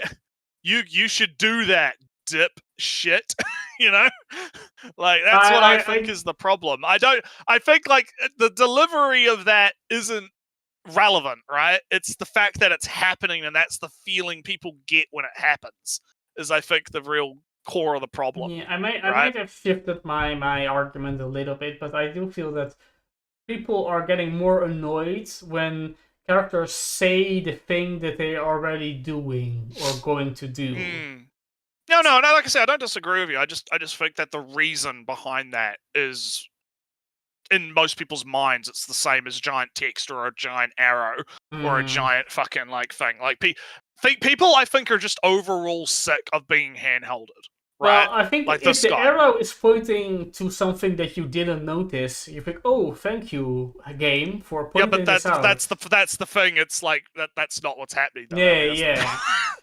That's not what's happening. That's the problem. That's the and that would possibly be annoying too, because it's like why does the game like just assume that I didn't notice that, right? Why is the game assuming that I like need that, right? Why is like again, this is the problem. But anyway, let's let the man cook, because yeah, keep going. Facing a challenge and coming out on top. Instead of learning and overcoming, you're just being gently guided along, never too challenged, never too lost. Sure, there are still games that remember what made those older titles so good, but we'll get to those in a bit. Part 2. all these. The impact of corporate greed. Here we go. I have to admit that I thought it was very smart when the thumbnail said "The Cult of the Old," and I'm kind of feeling validated in this Cult of the Old. Oh, all these old games. Yeah. So what? I'm just having a look at the chat before we move into the next section. I like being handholded if the game isn't fun during the handheld sessions. Yeah, I mean, fair enough. Yeah. Well, I agree. Oh yeah, kind of a trend. Yeah, visual novels. Yeah, just catching up on what you guys have been saying. But like, yeah, no, it's. I feel like again the problem is like, yes, there is a trend. Yes, you can criticize it, but at the same time, I think that like the idea of just like, oh, just do old game, right? I don't think that's really that particularly helpful as a criticism. Yeah, play right? I like the example I mentioned. Play Halo 1 with waypoint markers every mission, always at any time. So anyway, as the gaming industry evolved, corporate interests started to treat games less like art and more like cash registers that just so happened to involve dragons or race cars. One prominent example is the... Hey, there it is! Yeah, I predicted it. But also, no games were... Why did the video game market crash in America? Because people saw it as a money-making machine instead of art. That's the whole crash, and I'm saying... Yeah. So I'm going to say that I agree if we're talking about AAA, specifically because the issue with AAA is what I've been saying for years, where the budgets just keep getting bigger and bigger and bigger and bigger, and we're not really seeing, like, much of a fucking, like, payoff for that. Right? And in order for those budgets to be sustainable, they need to do shit like this, right? Remember when we were talking about like gacha games before? And I was talking about how like the reason the gacha game system is used a lot in China and Asia is because it's an easy return on investment. Because like, let's say like if you put in like $1 million into a gacha game, right? And you make back like at least $2 million in the first like opening month, right? You've already made back your budget on that month. It doesn't matter outside of operating costs and the development costs of new content, right? Which is going to be vastly less because once you have the base game down, right? It's like, yeah, you can more like you streamline the development process, right? What about Concord? But like if you can make back your investment in very little time with gacha, that's why gacha is so prominent. So when we look at the Battlefield example, right, I don't know what the budget for this Battlefield 2 was, but I can only assume it was like a shitload because it's an EA game. And also so they have to buy the rights from Disney or whoever. Yeah, they have to buy the rights. There's a lot involved, right? But like, this is what I'm getting at, right? Is they have to, in their mind, I'm thinking about this from the corporate perspective, right? Like, yeah, I know corporation's bad, but let's like try and think about this from their perspective, right? They need to make back the money on investment. How do they make back the money on investment? Because just buying the $60 game or however much the game is, right, isn't going to make back the investment necessarily, right? Like you've had situations with Square Enix where like Tomb Raider and Deus Ex, right, have sold billions of copies and they're still considered failures. Yeah. Right? Because of the budgets, right? Yeah. Just that article that I should have posted it. I said good. You probably should. Yeah, you come back to it. Yeah. Sourcing person that says sources is good. Anyway, that article talked about how like games in-game purchases of any kind, gacha included, are 77% of all spending in games. So if you doesn't work this way, but just assume that 70% of the game you make will have the money will come from inside the game itself, not selling the game. So why are you going to throw away 77% of all money you will ever get from the game? Yeah. Doesn't work this way, but you get it. Yeah, so yeah, it's when we think about like, so the reason why the Battlefield 2 did this microtransaction bullshit is because they think that's how they're going to be able to have sustainable revenue to be able to make back the investment they put into the budget. It's the same thing, like, I think the big problem is that big video game companies like EA and the AAA sphere treat games the same way as they treat, like, Hollywood treats a movie, right? Like, a movie will have, like, $1 billion budget, and then it has to make back that budget in, like, the opening fucking weekend, or it's a failure, right? Like, because it has to be, it'll be in theaters, it has to make back its money at the box office, otherwise it wasn't worth making, right? There's no profit happening, right? And so the evolution of video games to have this kind of predatory microtransaction bullshit in them is a direct result of the inflation of the budget from these companies into these games, right? Which is why you don't see a lot of this stuff in the indie sphere, because indie games typically have much smaller budgets and don't have to rely on microtransactions in order to break even, right? Yeah, F-Export is a problem. Yeah, they wouldn't need that much of a budget if they didn't have so much bloat. Yeah, again, there's like a whole bunch of stuff. Marketing's a big problem. All right. We've talked about this kind of stuff before, right? So, unfortunately, this article doesn't mention that 77% of all game sale money comes from inside the game, but this is about the rise of gacha in on Tokyo Game Show, the floor itself. Yeah, not the streams that we see. Yeah.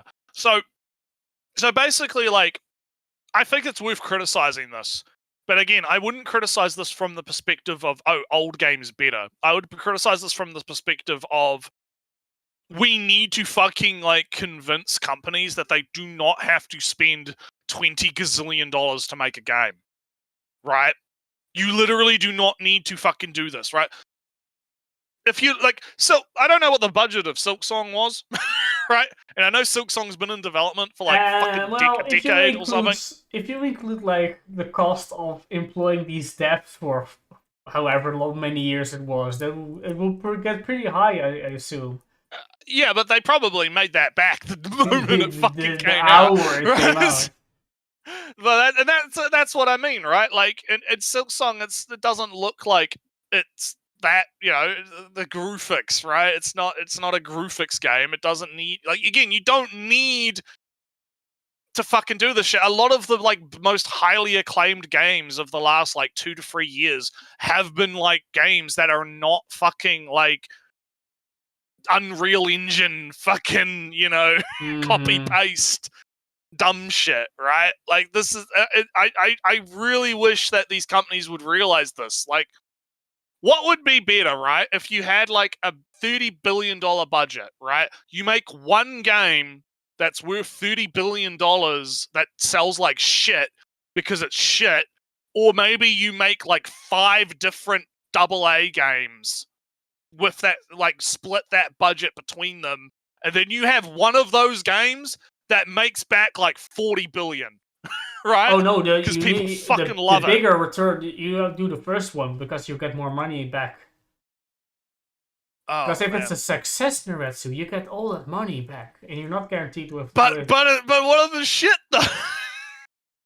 You just make the next. Even game, if I wanted to play the last of it, yeah, that's the other problem. They invest in all these, like, graphics technologies, and then no one can fucking play any game without having just a make graphics the card next game that and set the target twice as high. Oh my god, I fucking So yeah, you get where I'm coming from. You get where I'm coming from.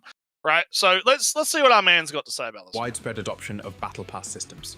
It started out in games like Dota 2, then Fortnite gave it steroids, and now you can't swing a pixelated sword without running into one. These things have turned into a standard feature across genres, with the main goal of making sure you never stop playing. They're cleverly disguised as content, but what they really offer is a list of chores with a timer on them. This model doesn't care if you're having fun, it just wants you to keep checking in, like a clingy app that tracks how many steps you've taken to the fridge. The game itself becomes a background detail to the daily grind. Log in, complete your tasks, buy the shiny thing before the timer runs out. The actual mechanics, the stories, those are more like afterthoughts, something to keep you busy. Well, okay, I could get that if the Battle Pass is in a single player game. If the Battle Pass is in a multiplayer game where you are kind of like, because the whole point of the multiplayer game is that service. you do keep, that you do keep coming back, right? It kind of makes sense as from a business perspective to have a system that's built around the idea of this kid is going to be coming home after school every day. And that's literally no different to what we were doing when we were like 16 on COD, right? Like you would come home from school, you'd load up your 360, you'd plot Black Ops 1 in, you'd play like a few rounds before dinner, right? Or whatever, right? Fuck it, like a battle pass system back then would have felt right at home, right?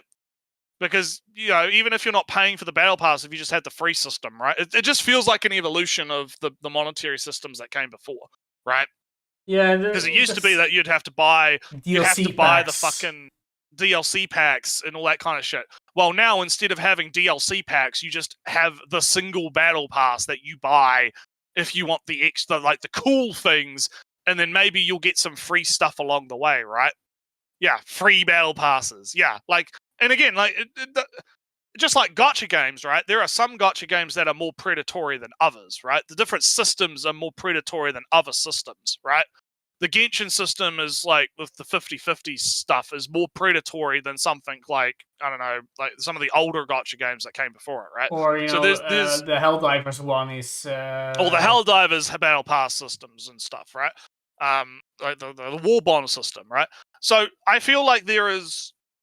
Like, you have to look at this on a game-by-game basis, and I don't think it's really necessarily fair to compare, like, a single-player game, right, that has a battle pass. Like, I've heard that apparently the modern Assassin's Creed games have, like, battle passes and shit or something. I don't actually know, because I haven't followed them. But if they do... I thought they If they do, that's fucking insane, right? I'm sorry. The idea of, like, a battle pass in a single-player game is fucking insane. Right?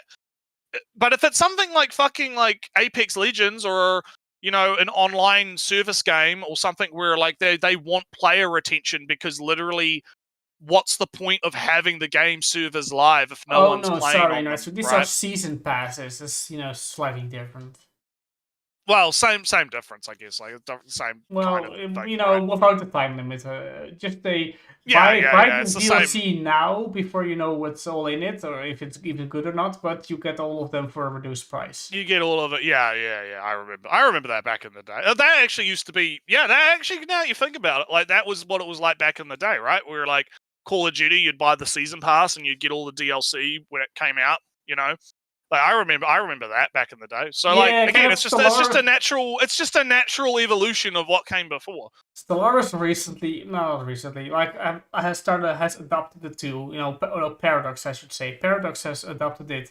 And, Stellaris, the thing is, I'll buy any DLC for Stellaris. So, season passes, give me all that stuff beforehand. I don't even know what's in it. It's all good. Give me every DLC for Stellaris for a slightly reduced price, and I get some new portraits for species, and fancy, some weird rock person, alien. That's fine. Yeah, but Stellaris has started using the seasons system. Yeah, it's kind of... Don't you spend thousands of dollars in Stellaris though? Well, in total. But just buying one DLC every couple of months, I get a new DLC. It is the total DLC cost for Stellaris is like €250. All right, but anyway, game is $40 full price. Busy while business is happening in the store tab. To make sure you don't get too frustrated and stop spending, modern games have gotten really good at smoothing out every bump in the road. Dynamic difficulty adjustment sounds nice enough, but it also means the game never really asks much of you. There's no spike of panic, no triumph of beating the odds. Just Homeworld. I don't fucking know. Just a smooth ride to somewhere you're not even sure you want to go. It all feels empty, lifeless, and we wonder why we are constantly buying new games, and then all the experts have the Pikachu face when a game like Expedition 33 drops. All the statistics yell at you, oh, turn-based RPGs don't sell. It's not about the genre. Why and where did we forget to ask the question, is the game bloody fun? Oh, the RPGs don't sell. Only the idiots were saying that. Yeah, only the dumb fuck CEOs at like Sony and fucking because I American know there was. branch. I can't remember which one it was. I think it was the CEO that got like kicked out of Sony. There was like some Sony CEO or some shit who had like a thing where it was like, oh, fucking no one wants to play RPGs anymore or some shit. And like he got fucking yeeted from the company or some I shit. guess I don't remember. I don't remember the details. JPP said that JRPGs aren't anymore. Maybe he just didn't make a good one.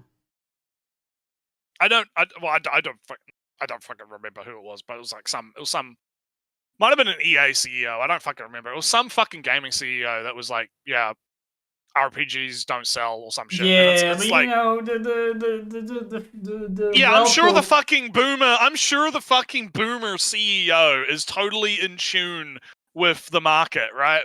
I'm sure. Also, I'm like the Japanese got kind of a trauma from the switch from PlayStation 2 to PlayStation 3 or Xbox. They got kind of a trauma from the JRPG as a derogatory term, and then slur, yeah. And they had a hard time getting over to HD, and JRPG became a term that was bad, and now oh no, we better not make JRPGs. The rest of the world doesn't like it. But then, of course, when they caught on to HD and the production pipelines were mostly sorted, oh no, what do you see? People like the long RPGs. Nintendo, the whole Project Rainfall with Nintendo gave us Xenoblade. The Brits already made the localization. Just give us the British version, and then Nintendo, all right, we'll give you Xenoblade, but we're not even going to print the discs ourselves. We're going to let like GameStop print the disc. We're not going to make it. And Naruto, Xenoblade is now a massive franchise, the core pillars of the franchises of Nintendo. People like the JRPGs, and then of course in this case, Xenoblade is not turn-based, but it's it's the same massively long story, turn-based or not. Fire Emblem is turn-based, tactical, and people like it. Yeah.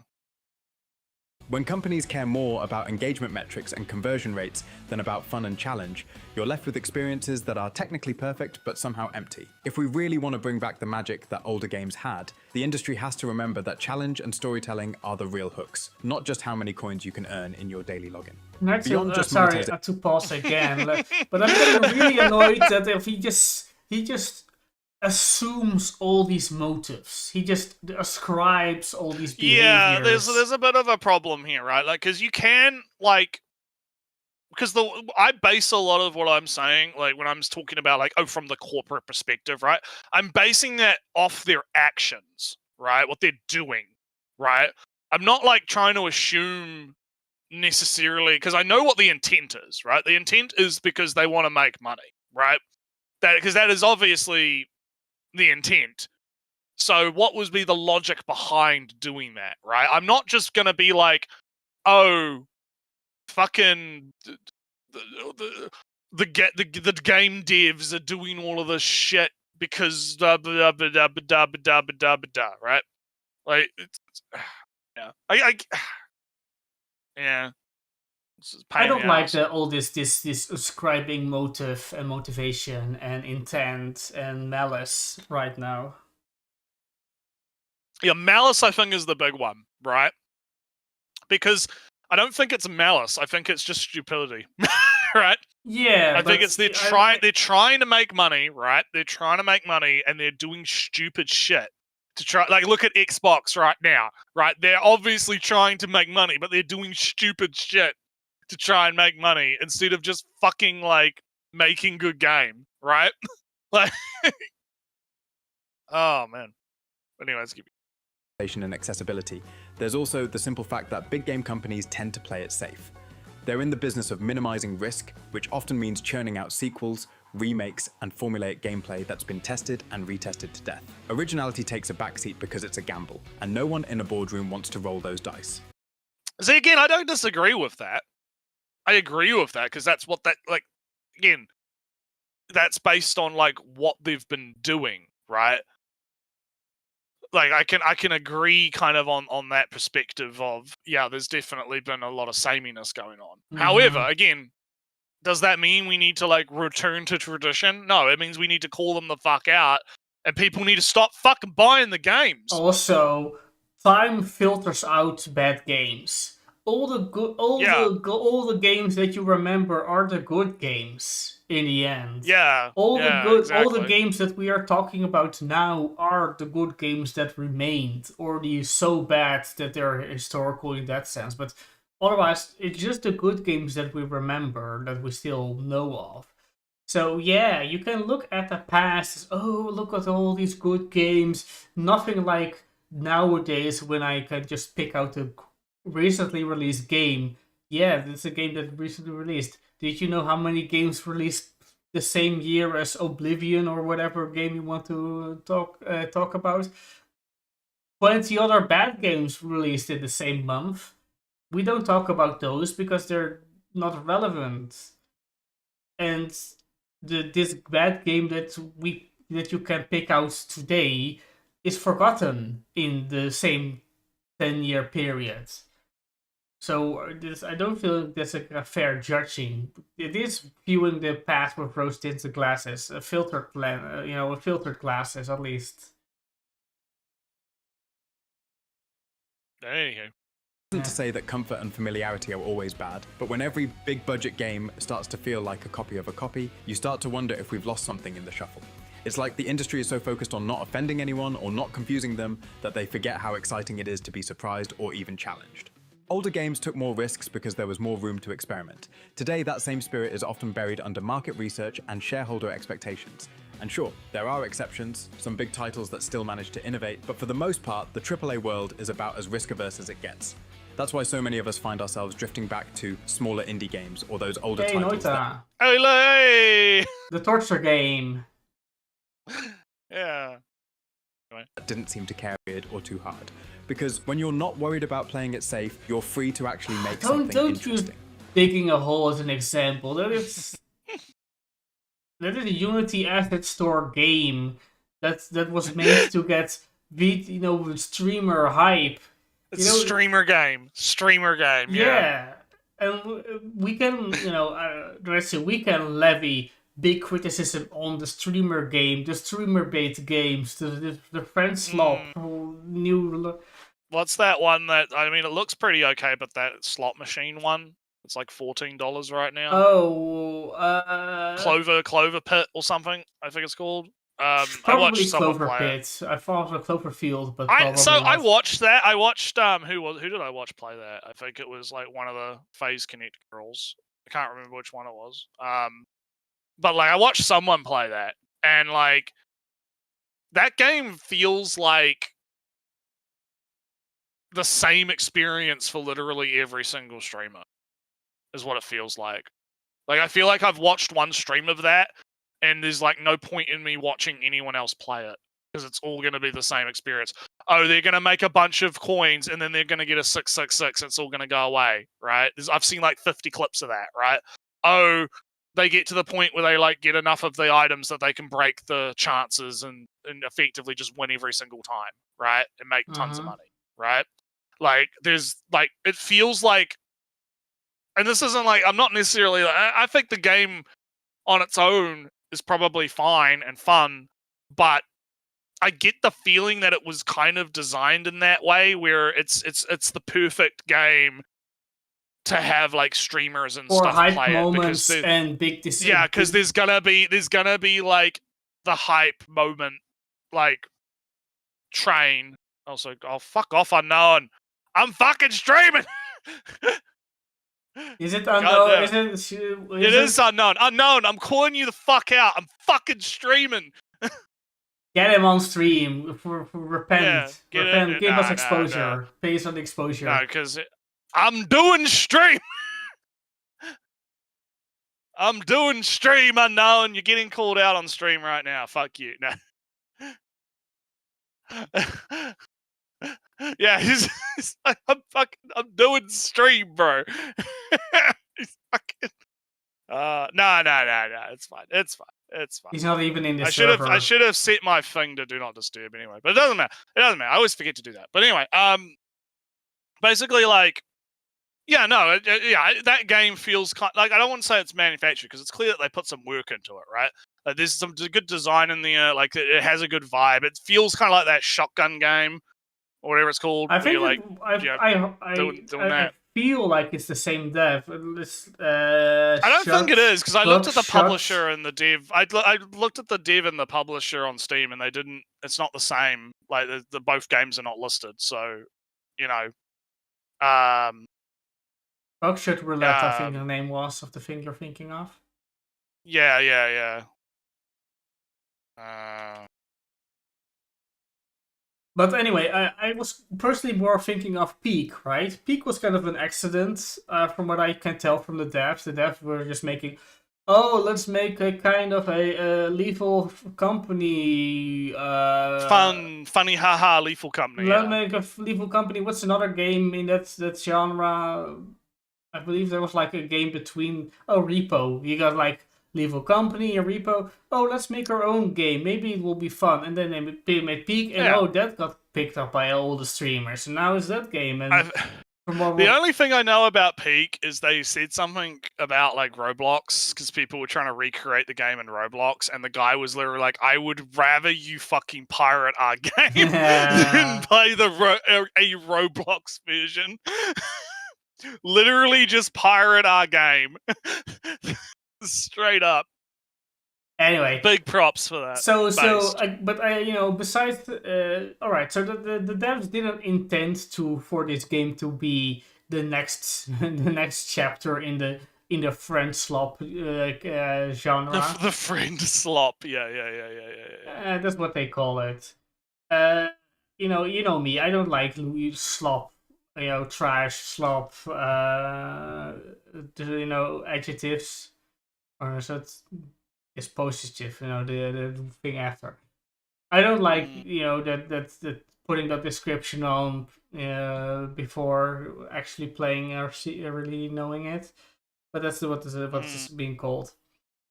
And I can tell Naretsu that like digging a hole and Peak, not intentionally really, but it is what it is, kind of are these streamer bait games.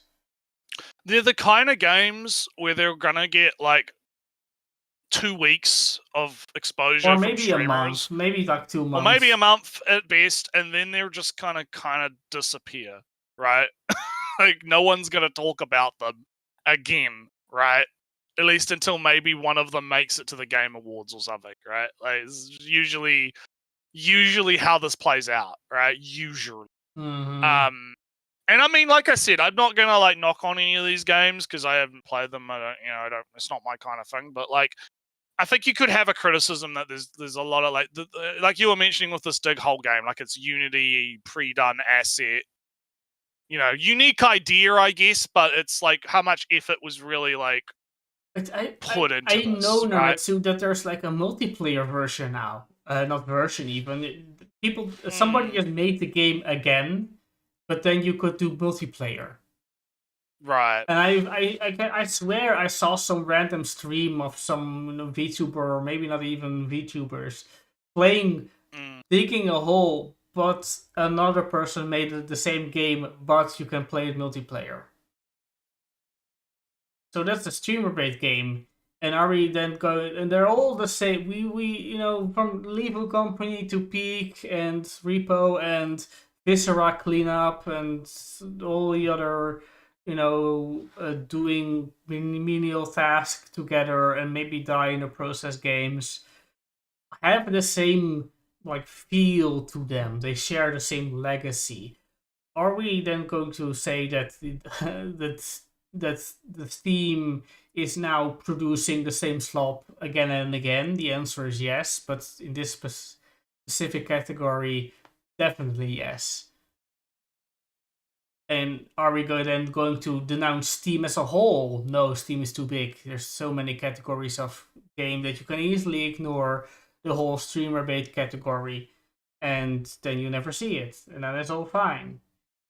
So And I know, and I get that you can't do the same for your big AAA games in that sense, but AAA games are, are a family already. They share a bunch of categories. They share the same risk. They are released in the same years, the same the same time period with the same cultures. So it's not surprising that the AAA, as high risk as they are, do similar things to try to avoid that big risk. It's kind of inherent in Well, I mean, making... if you're like, again, it all comes back down to the budgets, right? Because, like, if you're spending $20 gazillion fucking dollars to make a game, yeah, you're not gonna fucking take risks on that, are you? And right? if another, it's kind of, it's not like who, like, there's this Dig game, right? Like, what were the risks? Like, if you put, like, how much money was, like, put actually into it, right? Oh, then, like your month subscription to the Unity asset store or something. That's your... yeah, or cost. some shit, right? And so it's kind of like, yeah. But anyway, let's move on. Oh, Part 3. Indie games. Oh yeah, here we go. Not all modern games fall into these traps, though. Indie developers are usually the ones out there waving the flag for creativity and player engagement. Oh yeah, over all just those lining their friend swap pockets. games are Games like- totally creative. Yeah. This is what I feel like there's a lot of dick riding that happens in these videos, right? Where they dick ride the indie games like they're like the second coming of fucking Jesus. But it's like, no. No. While a lot of them are good, let's be real. They are also games. Yeah, but anyways. Hollow Knight, Celeste, and Dead Cells don't rely on your credit card to keep you entertained. Instead, they challenge you, make you sweat a little, and remind you how good it feels to really earn something in a game. They're proof that you can still make engaging, memorable experiences without building a virtual slot machine into every menu. Indie games thrive on innovation, often born from pushing boundaries and challenging established conventions. Again, it's like this is nebulous indie games, right? This generalization of, what are we talking about here? Right? So this Fire Emblem Among Us game is pretty innovative, combining Fire... It's pretty innovative, yeah. It's a Nintendo yeah. It's almost like, oh yeah, it's Reverse Collapse, an indie game, because it's developed by Micah Team, and Micah Team makes Skills Frontline, and they're a giant, like, well, they're not giant studio, but they're... I mean, we meme about it in the community, right? We meme about Micah Team being small indie game company. Please understand, because they make fuck all money, right? But like, oh no, I mean, like, this is what I mean.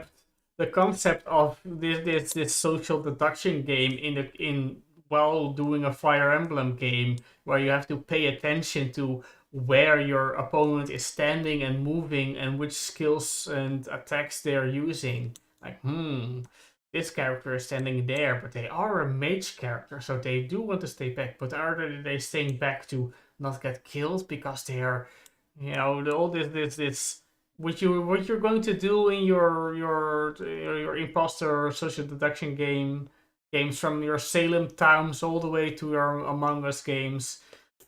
You're doing the same thing, but in a new, fresh coat. And that, in that sense, I kind of applaud Fire Emblem Shadows for how silly, even though it's super silly in its initial coming out, there is a surprising amount of depth to it. But are we then going to say, no, but it's from Nintendo. Nintendo cannot innovate. They're an old company, the oldest ever. Yeah. All right, let's get going. Traditional tutorials or hand-holding techniques can increase accessibility, but can inadvertently stifle creativity by funneling players through a very specific experience. This means players aren't given space to experiment and find their own ways, leading to a more formulaic feel instead of encouraging creative problem-solving. These prioritize immediate gratification over the long-term benefits of play. Bro's just fucking yapping, dude. Sorry, but like, what did he even fucking say? Like, what arcades are rewarded? What arcade games is going to reward you with your innovative problem solving? Oh no, my Mario jump! I'm jumping over here instead of here. That's some creative problem solving. Yeah. I'm just. He's just having some weird hypothetical super game in mind. Yeah, But yeah, because and again, now- it's like he's just yapping. He's man do be yapping, right? You're Vice City. He likes Vice City apparently. They showed that off a few times, but you don't have so many options in Vice City. You have more options in the newer GTA's. I can very much assume to solve problems, but not as much as in Vice City. So is Vice City now a linear game with less options and therefore better? Or is actually Elden Ring the most gamer game ever, because you can just do whatever you want. You can be level 1 or you can grind until you're level 1,000 and to beat the game. Or is it Morrowind again, because Morrowind is secretly based on dice in the background, and you have different builds maybe, but actually one build is the strongest. So if you better have to do that one. Get your stealth archers out. But anyhow, Driven expert. Moreover, indie developers have been busy breathing new life into the immersive sim genre, the one that used to be the playground of big-budget games like Deus Ex. I felt it, Noretsu. He likes... Are you feeling it, Mr. Krabs? I felt it. I didn't say it, but everything he kind of said pointed towards immersive sims. And yeah, there are less immersive sims these days. I know there. The last one I really played was Dishonored. And they're cool, they're fine, but apparently they're just not a popular genre. What are you going to do about that? You're living in this house with too few people to have a massive AAA game. I fear, my man, that you might have to scoot over to Metroidvania, where you have some problem puzzle solving thing left. I mean, I can lament the loss of the RTSs all day long, but I moved over to the Grand Strategy, to the Paradox games for my real-time strategy, where I build stuff on build planets and get resources and use resources to do war. That's kind of the unfortunate truth, that sometimes, your genre isn't popular. I hope it will get a revival or play something that is somewhat similar. Kinds of games put real choices back in your hands, in worlds that actually let you be creative, whether you're hacking doors are open, sweet-talking your way past guards, or just throwing a wrench at the problem and seeing what happens. Recent releases like Shadows of Doubt, a detective game in a procedurally generated dystopian city, and Control Alt Ego, where you solve puzzles by possessing everything in sight, are proof that there's still a lot of fun to be had when you let players off the leash.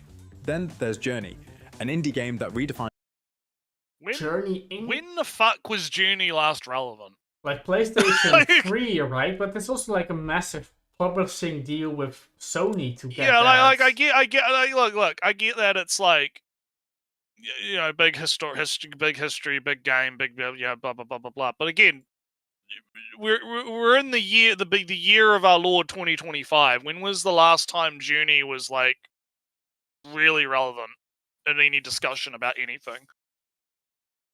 I mean, just Journey. Like, let's see what he says about it first, before we kind of nut off. 2012. 2012. So yeah, it's like 13. Definitely getting up there. Yeah, like. Well, what does he say? Giving you a sense of complete strangers instead of turning every interaction into a competition.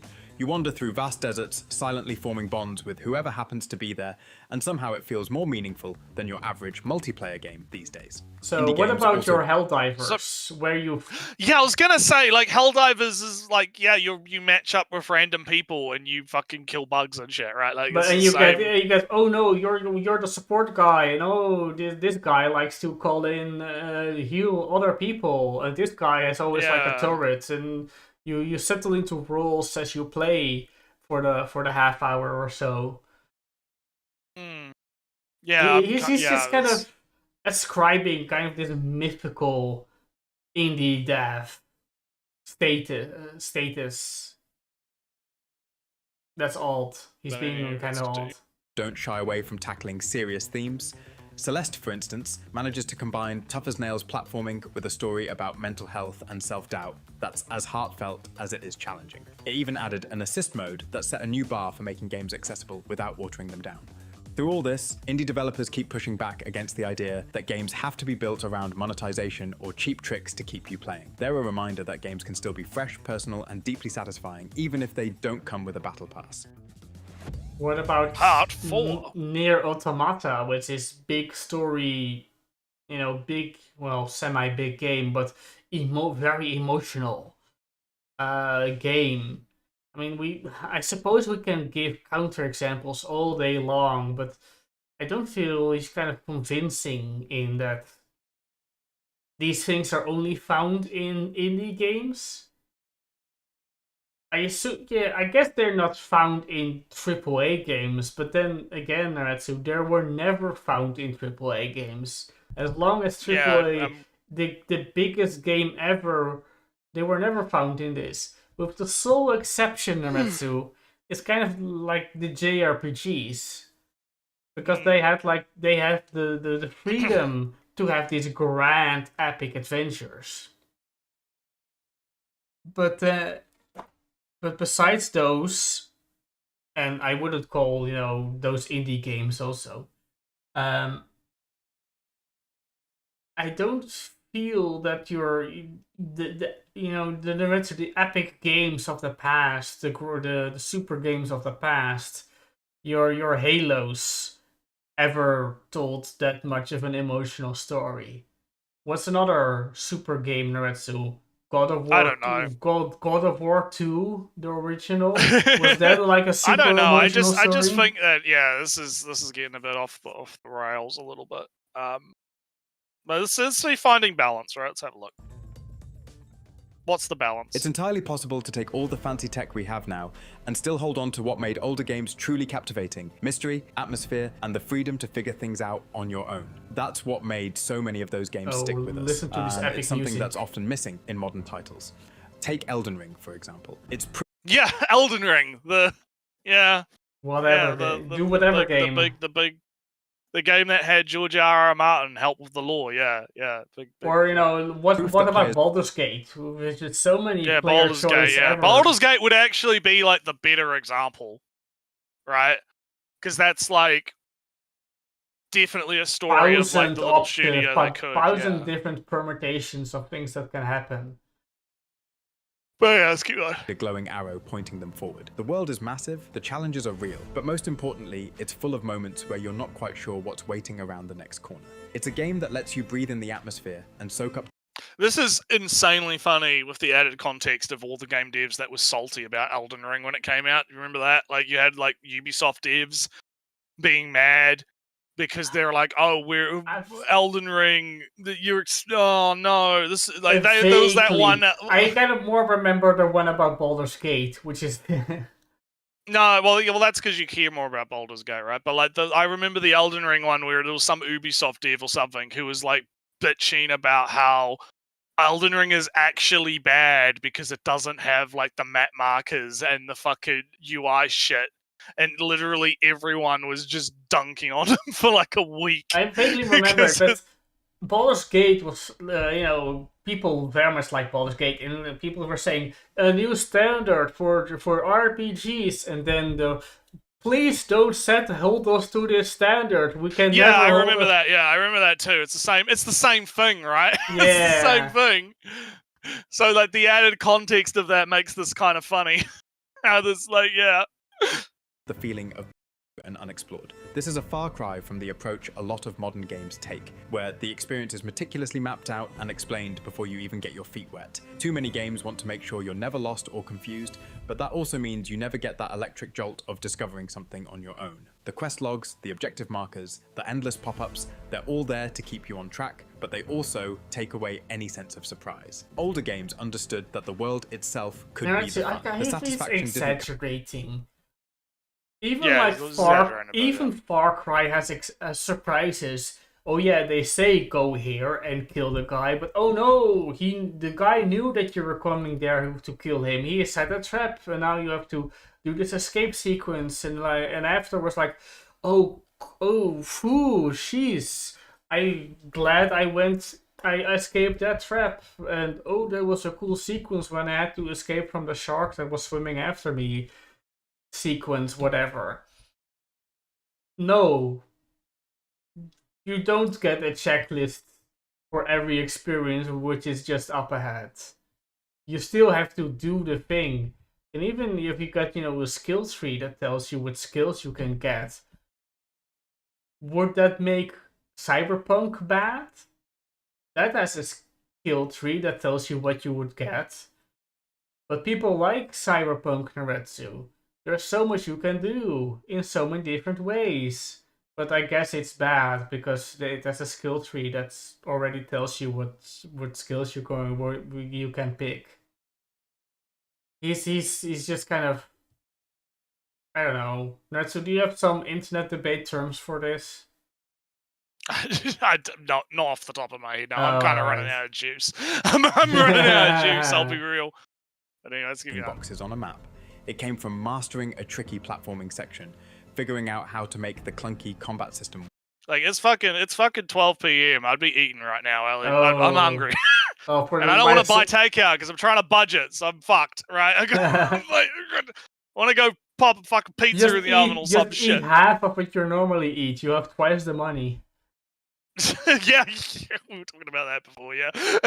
But anyway, let's keep work, or just messing around and seeing what the game would let you do. These games trusted you to find your own fun and gave you the tools to make it happen. Modern games could learn a lot from that. They could focus on making the mechanics themselves satisfying, giving players the freedom to try out weird strategies, and trusting them to handle it when things go sideways. Because this is just like vague posting, right? Like this vague idea of a game, this hypothetical game, his dream game. He's talking immersive sim again. And while he's playing an immersive sim, kind of, but now it's Half-Life he's playing. But yeah, he's talking like his hypothetical perfect immersive sim game. Yeah. I'm sorry, my man. I feel your pain. I really do. But this is not the time. I feel your pain. But it's like Truth is, it's the messy, unpredictable moments that we remember the most. Not the perfectly guided tours with scripted victories, but the times we stumbled into something amazing because we were allowed to wander a little. Hell no, I remember moments where I totally planned a thing and was totally wrecked the whole room and they never noticed me.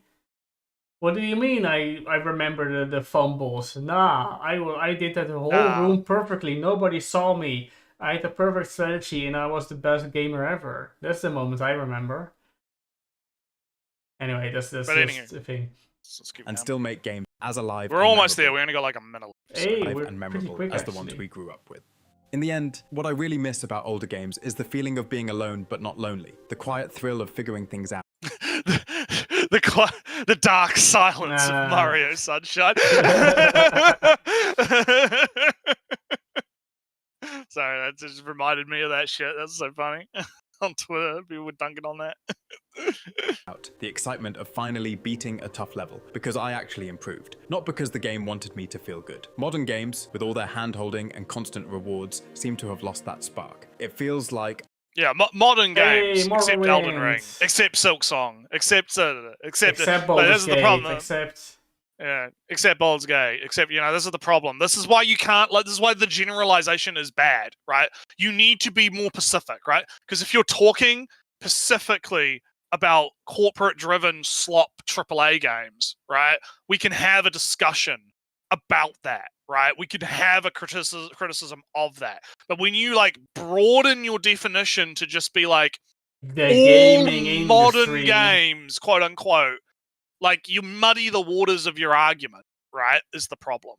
Because then we, even Cyberpunk costs a lot of money to make. I can assure you that. Yeah. Even we can all kind of tell by the game itself. Yeah. is that also then a bad game? No, people like it. People think it's very good. Yeah. Oh no, yeah, exactly. bad. Oh, what? Even the God of Wars. People like the God of War games. They didn't like the spoiling of the solution before you can even start yourself. But besides that, people like it. So is that excluded? And it's I know it's I'm not going to because I'm not interested. But I feel that you can make a dividing line. I know and I feel that you can make a distinction between the games that you're talking about and the games that are good anyways. But he's just going modern gaming, all games made from which year? Unclear. Because he But anyway, unknown from Oh, which yeah. time period is the modern time. Not Alright. not Morrowind, I well, assume. let's cap off the video and we can talk about the one anime we're Hey. Coddled rather than challenged. I miss the times when games didn't care about my feelings, but still managed to make me care deeply about them. I hope that by remembering and supporting games that value skill, curiosity, and real challenge, we can bring back some of that magic and push games to be more than just safe and profitable. If this resonated with you, join our Discord where we can rant and complain about games as a group. Subscribing also helps me know if you like videos like this, and if you're into cozy puzzle games, I've got one on Steam, just waiting to give you a chill experience. See you in the next one. Okay. Hoe, So, yeah, there we go. minder doen games nog beter maakt. Oh jee. how doing less makes games even better. Something minimal. It's brilliant. Okay, whatever. But Yeah, okay, so yeah, my problem with the video is again he's being really broad. He's being really general. He should have probably honed in on more specific examples and specific okay, this is a problem with current AAA corporate design, right? Yeah. Because a lot of the stuff he talks about, yeah, it exists. It's a problem. I agree with it. But when you extrapolate that to mean every single modern video game, that's when, yeah, shit gets muddy. Like I said just a moment ago, right? It gets really muddy when you start broadening and talking about things in such big generalities. But right? then you really run into the problems where people, every person, us included in this video, in this live stream, we go, but what about this game? What about this game? What about this game? What about this game? And then, yeah, he mentioned a bunch of, exceptions. Oh yeah, but Expedition 33. But oh yeah, these semi this immersive sim games that I found on Steam by indie games, those are good. But oh yeah, also he didn't mention it, but I assume oh yeah, but Baldur's Gate was good actually. But oh yeah, this AAA game was good, and then you're just stuck arguing about your exceptions instead of your main point. No, never mind. It's a bad analogy.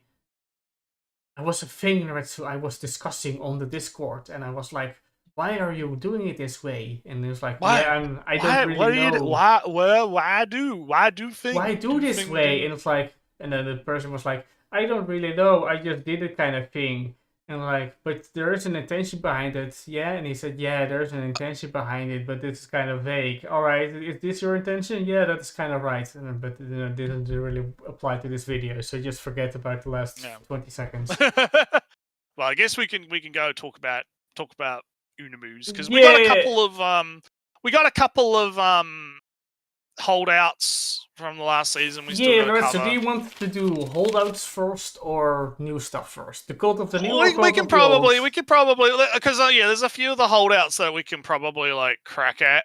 All right. Pretty quick. Cult of the Old. We are. Yeah, Cult of the Old, right? So, panning and stocking we talked about last time. Well, I just wanted to. I included it here because I just want to mention that I did watch episode 10. Hey! And I had a great blast watching it.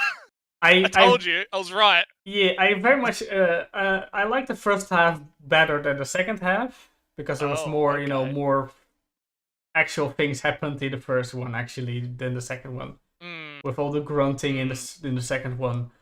It's kind of parody. I did was like, it was like a combination of Alien and Aliens. Was Alien the one with the woman, the hot alien woman, something? Anyway, I felt like it was that, and of course, The Thing, and like other sci-fi was mixed in there, and then in the second half, Conan, but also Harry Potter, but also 5 other references. Briefs was in that Star Wars Layla slave outfit princess thing. Anyway, that's a fun episode.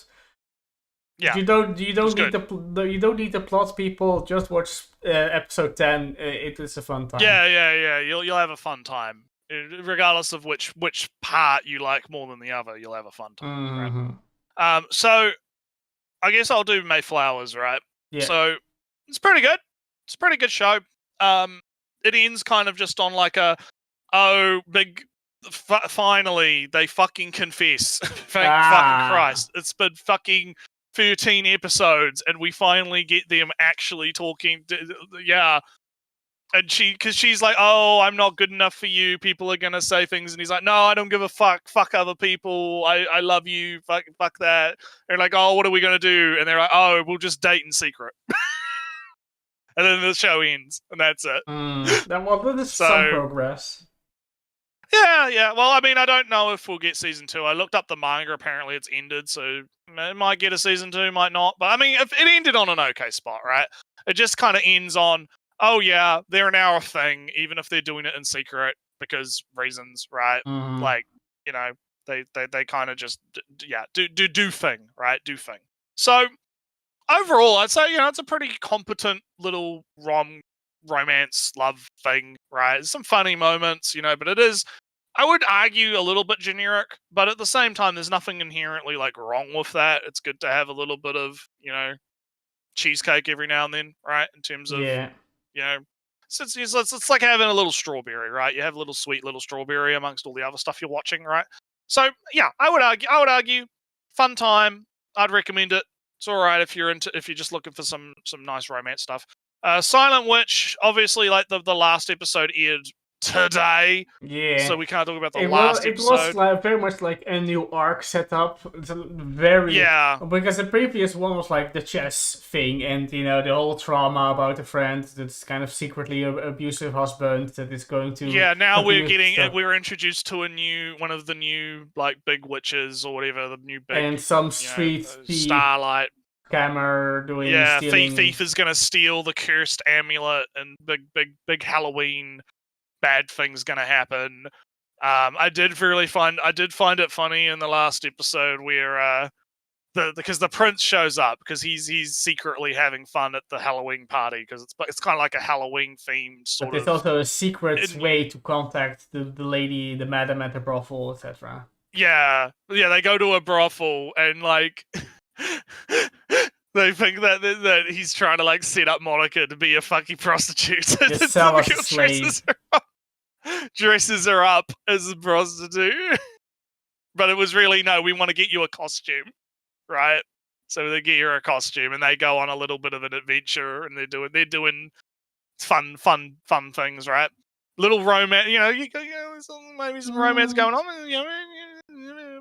we'll see what happens. So that was, it was pretty good. But we'll probably talk about like the ending of the season next week when we've watched the final episode, right? Well, I have because I haven't watched it yet, right? We'll cap it off then. But overall, one of the better, like I think I've mentioned before, one of the better ones of the season, right?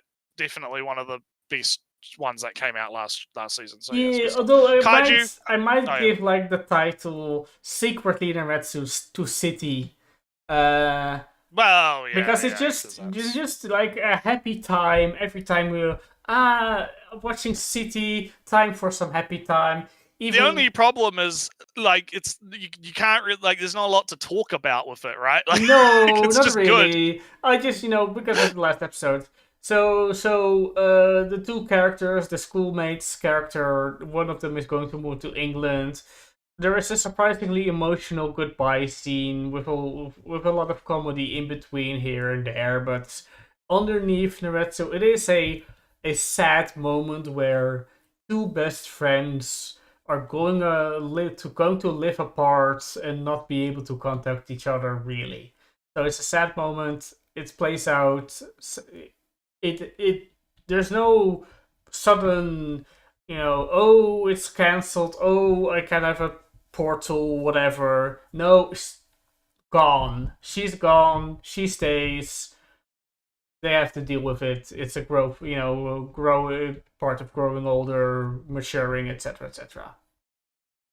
But maybe Naruto, I don't know if you've seen, sorry, afterwards Naruto, they do the whole kind of a musical number for like the rest of the episode. Where City very often looks like an animator's masterpiece. Like, I am doing this to animate. This is anime. I'm going to animate. Look at these characters animated, and all the fancy animation that you kind of expect from Kyoani. And then they break out in kind of a theater, a kind of a musical, kind of singing their lines along as they go through the mystery of who ate the food, and then they extend the whole thing until the end of the episode. And that kind of feels to me more of a celebration of the voice actors. Like, all right, this whole series, this 13 episodes, was about look how cool we are as the animators, and now the voice actors can do a fun little thing. And you might have seen the final scene or two where they all going to sit on this big machine, and then explodes from every corner, from every bolt, from every crevice and creek, and it's then all right. It's time to show off that we can animate. And then they do a very fancy explosion at the end with all the characters that you have seen all the characters that you know and seen, and maybe just saw glimpses of, all on this big time machine, because they made a time machine to whatever, but then the time machine explodes, and everybody sits on the time machine because they all want to go back in time for all the different reasons, to do the gambling, to see their friend again, to make sure the deliveries are on time, etc., etc. All that fun stuff. And then it explodes in a gory feast of look how good we can animate, and then it ends, and it's a good time. So Secretly Naruto, good show. Yes, but so yeah, that's kaiju it. time. Go So kaiju time.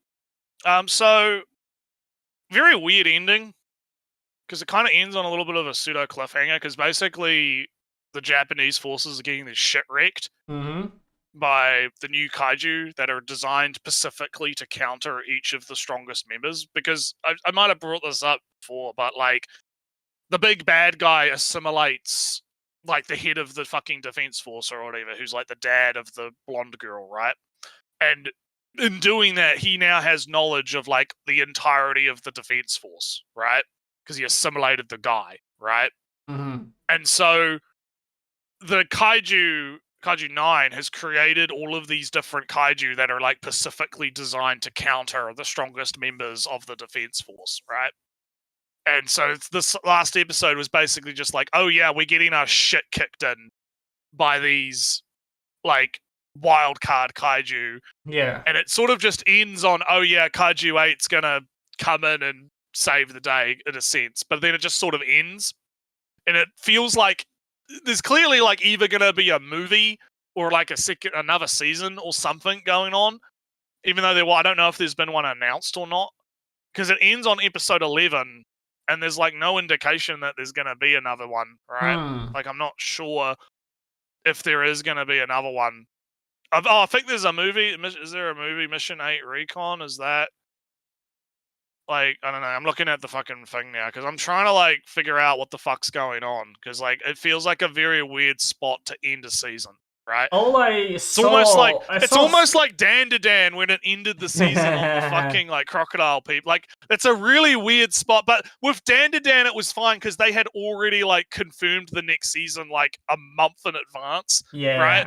Like they'd already said, yeah, it's not like it's more like it's just going on break, right? With Kaiju, it's a bit more weird because there's no like indication we're gonna get more, right?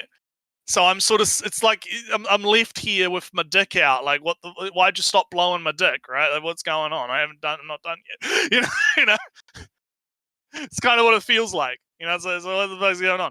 But overall, though, I mean, it was an alright season. But I do like because I've seen like the big criticisms of Kaiju from like the osmosis is that it has fallen a bit into generic shonen stuff, right? Even though the initial hook was, oh yeah, it's a shonen, but there's like these elements that make it different from other shonen, right? Like him being older, there's like a focus on talent versus experience, right? And that kind of thing. It feels like the series has like lost that spark as it's gone on. And I can really feel that in this season where it just feels like it's yeah. So yeah, not a great season. I'm gonna give it kind of low scores, I guess. It was enjoyable. The critical critique score 6. Yeah, critical critique score 6. Like it was okay, but I wasn't really blown away by it. Like it was fine for what it was. So I guess I'll do Nakatashi and get that done. That ended on an okay note. Naretsu, I'm going to bring up Twitter drama. Oh no! I saw. I caught glimpses. I didn't. I know. You know me. I didn't engage at all.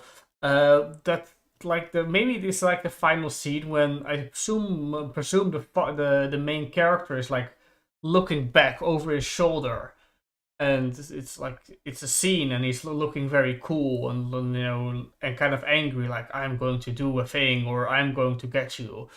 And it's compared to the manga where he looks 10 times cooler instead of the anime, and it's like, oh look, they took all the cool out of him. I don't know if you caught that, the drama.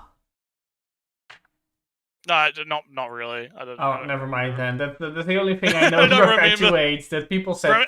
Just so you know, I'm like fuck again. I'm like running on fumes right now. Okay, so right. I'm kind of like I don't fucking remember. Let's just talk about Nakatashi while I have the cognitive ability to do so. Right, like so. Overall, I think it's interesting because Nakatashi was off to a weird start with the whole, because I mentioned it before, right? The whole censor. Yeah. Wait, is it? Well, are we gonna not have nipples in the show, right? Like, what's going on here? Is it just going to be animated to not have nipples? And then eventually they do start showing nipples, which makes like the omission of nudity in the first couple of episodes even more kind of weird. But I would say overall the experience was really good. It's a fun little ecchi show, right? You know, you've got like it has an interesting kind of like love versus lust dilemma going on, which eventually gets resolved. In the idea, again, it actually did exactly the thing that I thought it was going to do, where it was, instead of it being like, we have to eliminate the lewdness, we have to, have balance, right? We can allow the lewdness, but also allow the lovey-dovey stuff, right? Yeah. At the same time. Like, this is what he's going to fight for, right? Because both sides have their merits. And I think it ends at a pretty okay spot. I would be fine if it didn't get a second season, right? It leaves with enough room that it could probably get one, but it's, overall, fun show. It's pretty alright. It's good. That's pretty much what I'll say about it. It's worth the watch, I'd say. I'll quickly go for this new show that I added over here. First new show.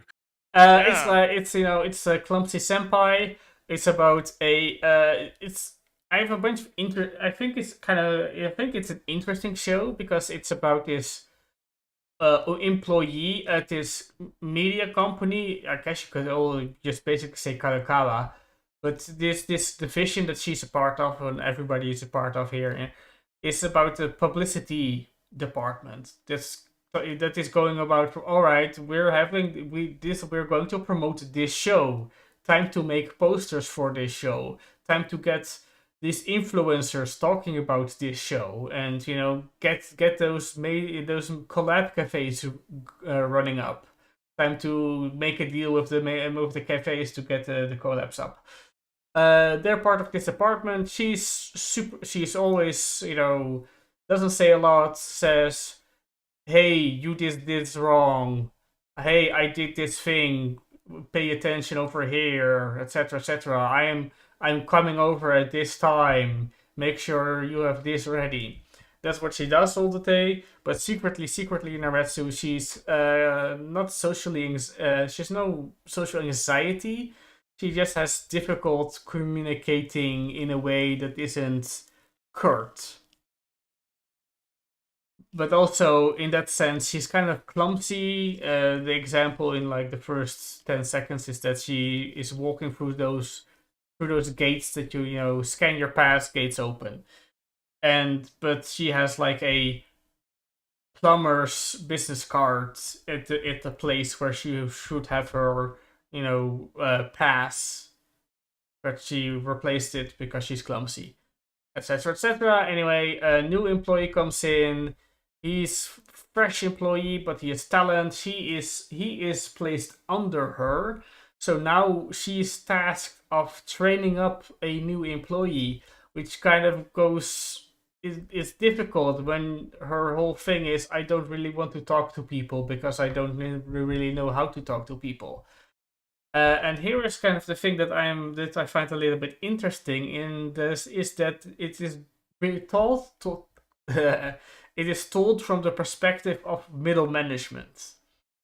Right. We got the perspective of bosses, like even like in Overlords, or any demon lords type character that has subordinates. We got perspectives of heroes, of shopkeepers, of the designated healers, name something Naretsu, whatever perspective.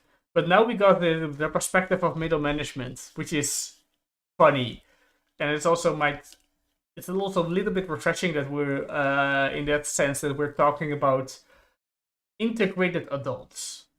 They're not new in the workforce. They're not finding their footing. They are here. Oh they my are God, established. An anime with adult characters, Ellie? What is this? How? What?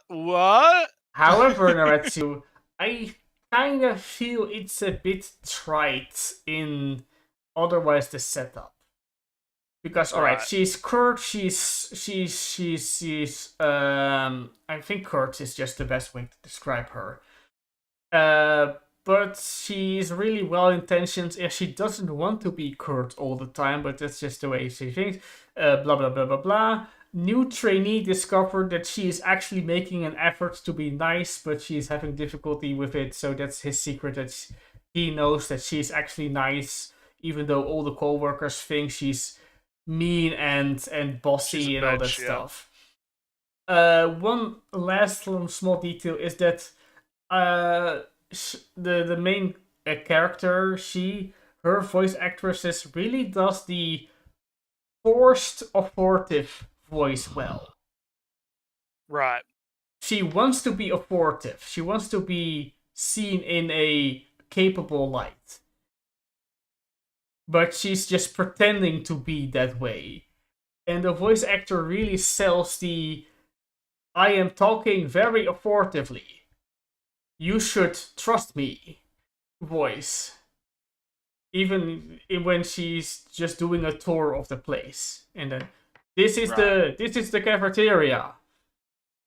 And I hope you came across Naretsu that I was forcing a authoritative voice, while not actually being confident in it, kind of. Right. And so props to the voice actor, but like I said, I feel it's a bit trite. It's a bit, he knows that she is secretly nice and she's trying to be nice, and I'm not really feeling it, so I don't. Not feeling it, so it might be the first drop of the that's season. why secretly that's why I put it on this list with all the other shows that are Yeah, going to yeah. disappear. All right. Well, what do we got? What do we got next? What's next? Next on the up, I put the shows that you haven't started, but you said you're going to watch and all the other stuff. Yeah. Well, yeah. So yeah, because Doctor Stone, we don't need to worry about. Digimon is not till today. So like in like 12 minutes. So, and now I didn't start Monster Wants to Eat Me. I have it downloaded, but I haven't started it. So. You mean you have the subscription to Crunchyroll ready to watch in a new tab? Shut up. No, especially Look, listen. I know we all support Israel on this. Yeah, sure.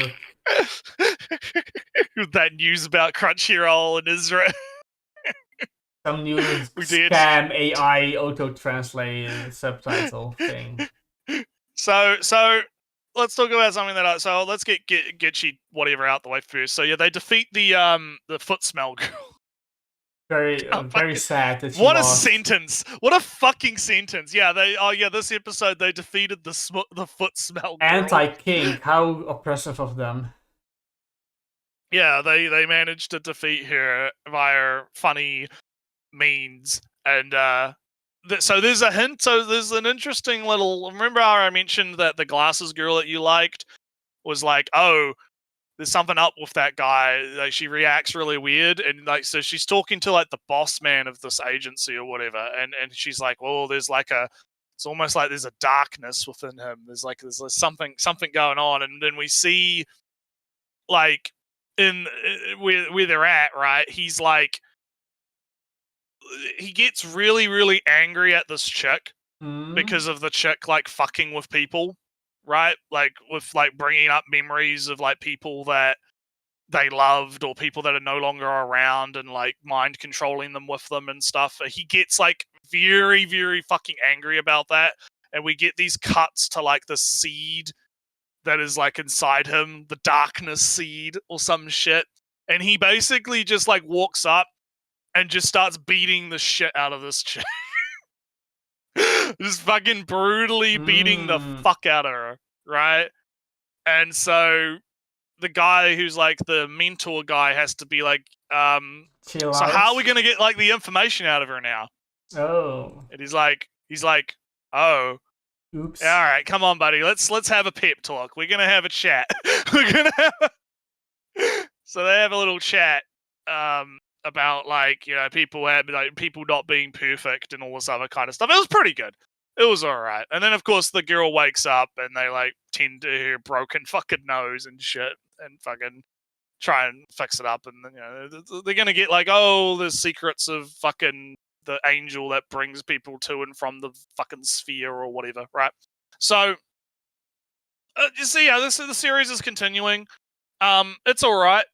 It's pretty good. Interesting concepts, fun times.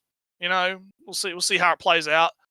Not too much else to say about it in that regard. So I guess I'll talk about Last Boss, right? So Last Boss, Overlord vibes. All right. Discount, Ellie. It feels like we have Ellie. I want another season of Overlord, but we have Overlord at home. Oh, Overlord. No. Overlord at home. So that I do think the setup is interesting because it is very similar, where it's an MMO, right? And the whole premise is that the players, kind of make the storylines and they do wars with each other and they have this stuff. And this guy came up with like this whole big storyline with this the chick you see in the picture, right? And like a demon lord army versus like the heroes, and then they go through the whole storyline and the heroes win and the character gets sealed away, and like it's all received really well, and he's thinking, man, I'm gonna get like commendations from the devs might even hire me, so and so, and then he kind of wakes up after like accepting a thing from the in-game goddess character that represents like the devs, I believe, or something. And he like goes, oh yeah, I'll hit yes on that. Sounds good. I'll message the devs, right? And then he wakes up 200 years later in the setting of the game. Yeah. As the character he created. And he's been like resurrected / like the seal has been broken because these guys were trying to summon like a hero or something, and they end up summoning her or something like that. And he is like, there is some like I feel the reason I call this Discount Overlord is because there's the same thing going on with Ainz, where like, you know how Ainz has like he is who he is, but he's slowly getting like turned into Ainz, right? And like there's the whole like element of his emotions getting suppressed. In this, the guy tries to like speak to the guys that just summoned him, and he's got like his fucking intimidation ability turned on, so he forces them all to fucking kneel with the pressure, and like he's speaking in like a fucking like different way to how he's thinking, right? Because it's all getting translated through the lens of being the evil overlord girl, right? Yeah, all right. Like, and so he's having that same kind of thing happen, and this is an interesting thing, is that he uses we pronouns when he's thinking to himself and to like the viewer, right? So he's always talking about how we need to do this, we do that, we need to like we are like this, right? So he's talking about using we pronouns with the implication of like you have him plus the Overlord character merged into like one being, right? And I do find that interesting as a concept, right? I think there's some interesting stuff going on. However, I think in execution, it's coming off kind of generic, right? Because it's not as polished as Overlord is, right? Overlord was also very gradual, right? Yeah, like think about like the opening to Overlord, right? Where Ainz is on his computer, you know, Ainz is in the MMO, he sits in the throne, he kind of like falls asleep, and then he wakes up, and the first thing he does when he wakes up is he's like, wait a minute, what the fuck happened? Albedo, come over here, I need to touch your breast, right? I need to do something outside of game parameters. Yeah, I need to confirm what's going on here, right? I need to figure out what the fuck happened. And then after that, it's sort of like slowly builds, right? With this, it's a lot faster, and it kind of like he kind of gets his like he's like, oh, okay, I kind of get what's going on. I'm like, I'm in the body of the girl, or we are in the body of the right of the thing, right? I guess I'll just like fly off. See you guys that summoned me. I guess should try again.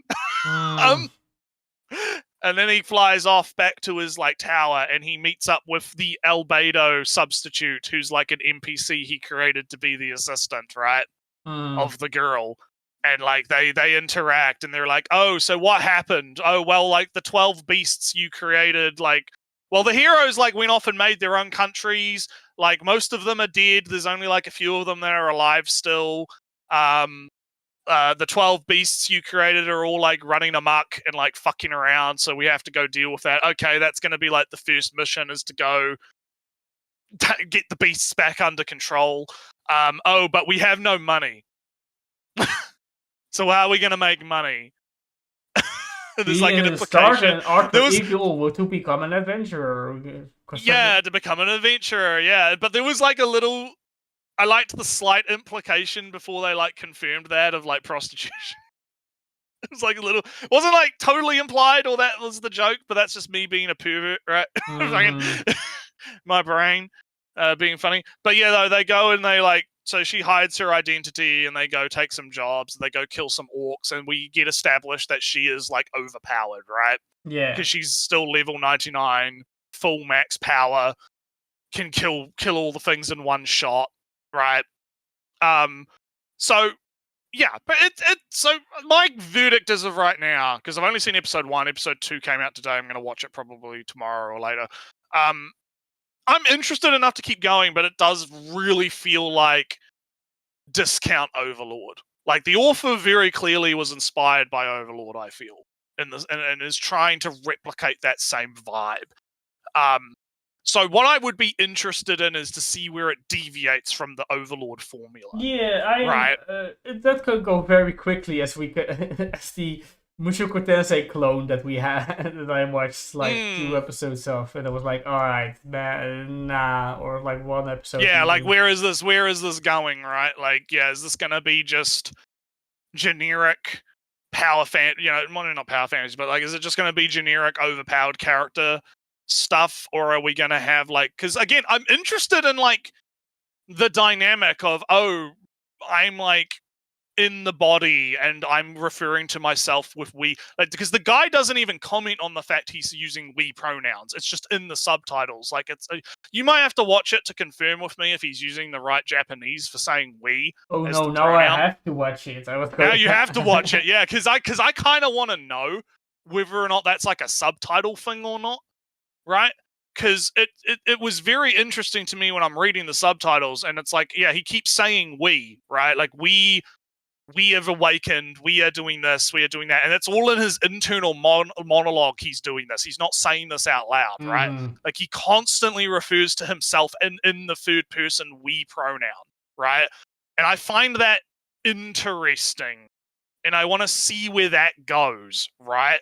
Like, is it a situation like Ainz where he's getting like slowly corrupted and like his original self is merging with the Ainz persona, right? Or is there like a schizophrenic fight that's going to go on between the two different, stuff?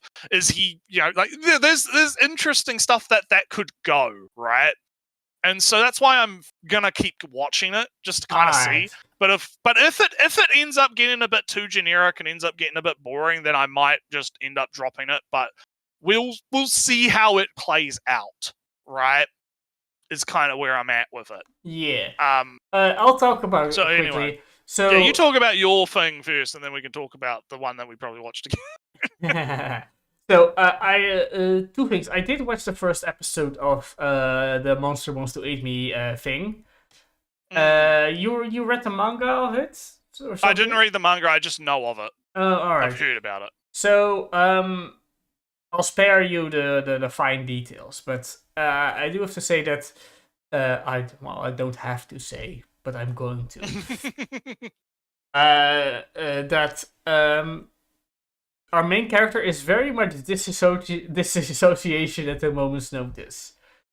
And I feel it's like one of the better portrayals of it, where isn't that she's going to another world, into a fantasy land or something like that. It's it's very much about the sea and the sea monsters and all that stuff that may or may not want to eat her. They won't. So her thing is that everything becomes just being underwater. She's kind of floating around in the sea. Other people are talking, but they are talking, underwater, filtered and muffled and distant. And then when she has to be brought back, it's like, oh, she's back above, on dry land again. Back to having she can communicate in that way again. And besides that, big drama, big all that stuff. And she is not very concerned about her own well-being. It's also kind of part of the thing. And I do want to spoil one small thing, Naretsu, is that the red haired girl, she's in trouble with the school. She didn't do a thing at school. I kind of forget. She didn't do her homework. She wasn't on time or something. Oh no! So she's being called by the teachers for a stern talking to. And she's like, oh damn, I'm being talked to. Alright, better get rid of this choker fashion, which is, a rebellious. Get rid of the choker. My skirt, I roll it, because, they, the school uniform, they all have the same length skirts. But she just rolls it up 20 times. So, time to roll down the skirt, so they can complain about that. Alright, I'm done. Time to face the teachers with my prim and proper look this time, instead of my casual cutie rebellious teen outfit. That was a fun detail that she went into no good girl mode to give the teachers less to complain about. But I'll talk about the other show also, because I'm a little bit iffy on it, not in any real quality sense, but more in that it's very, very sugary sweet. Okay. It's just this boy he's the cutest boy ever, and he's getting injured all the time. So soft baby boy getting injured, I have to care for him, and this girl is so I'll care for the sweet baby boy. And just at the end of the first episode, she becomes the designated. I'll bring my my first aid kit along with you everywhere you go, so I can treat every injury that you can get at the moment's notice. Because this is kind of maybe as that in the same way that the RTSs and the immersive sims have kind of faded away. Not to the tsundere has kind of faded away. Yeah, a little bit, yeah. Because this character, this female character, in the first episode says, I like him, I'd like to be boyfriend or girlfriend, but how the hell am I going to say that? Better stick around with him all the time.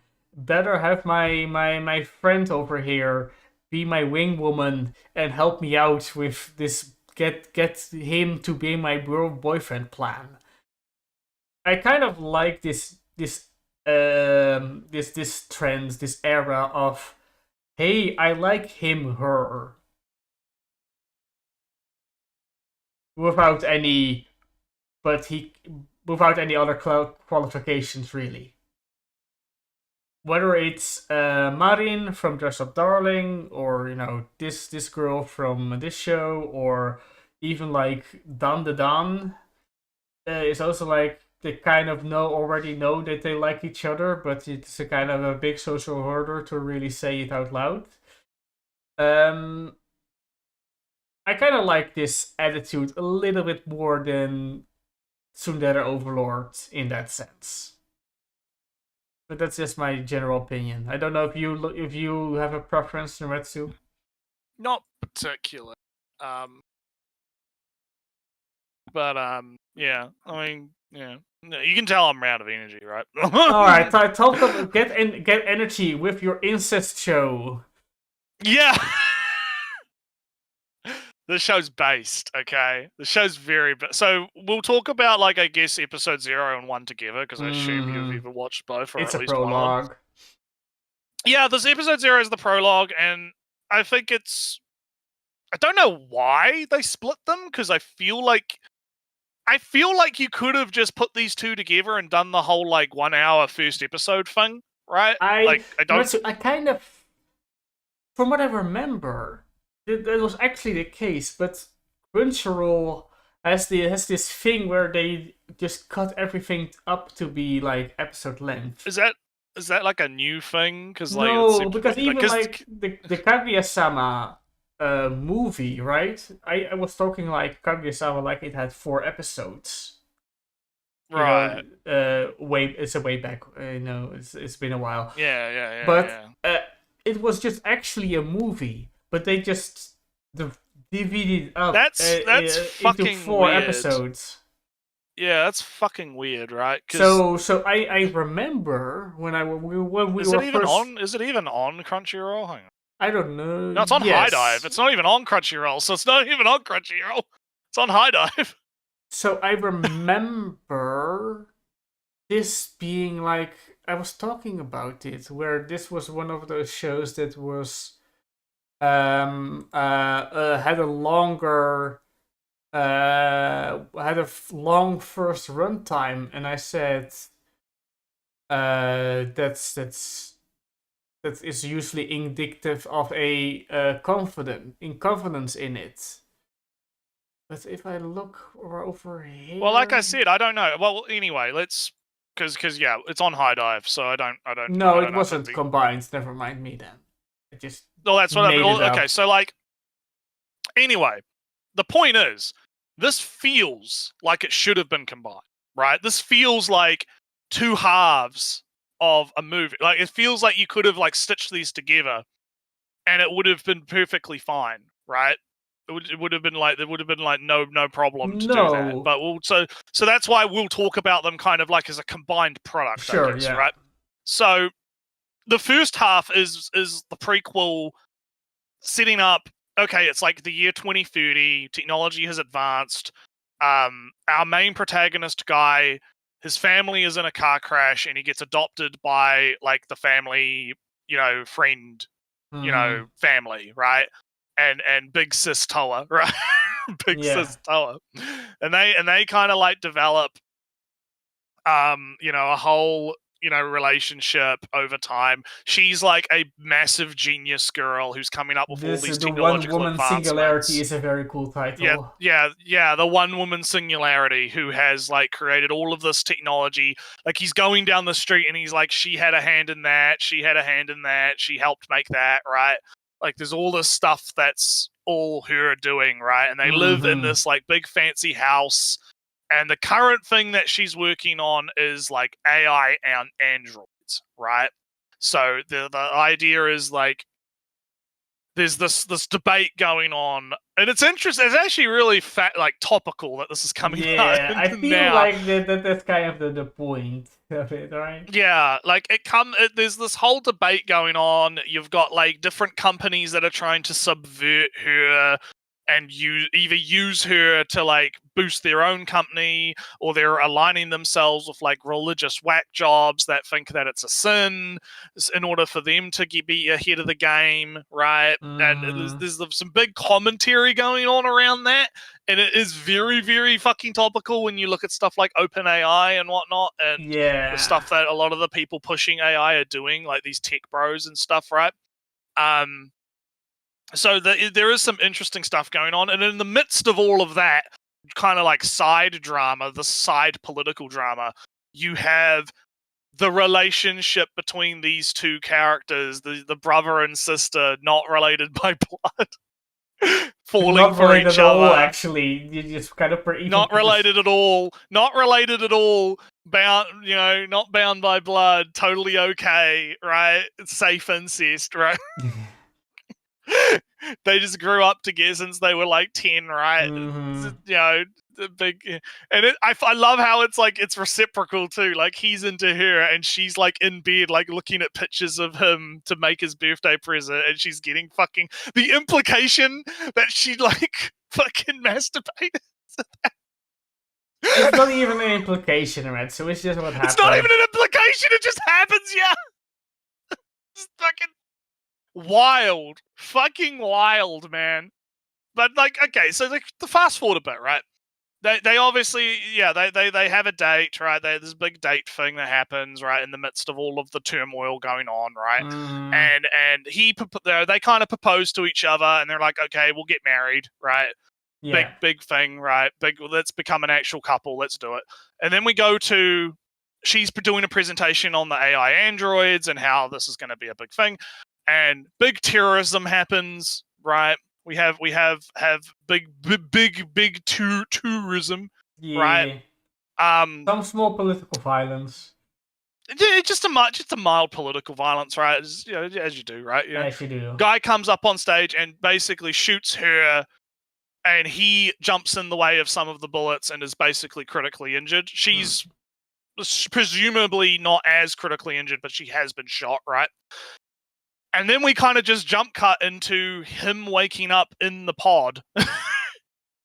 And he goes outside, and it's like, presumably, I believe in the synopsis, they say it's like 200 years later. Yeah. And the world is very, very, like, different. Like, very, yeah.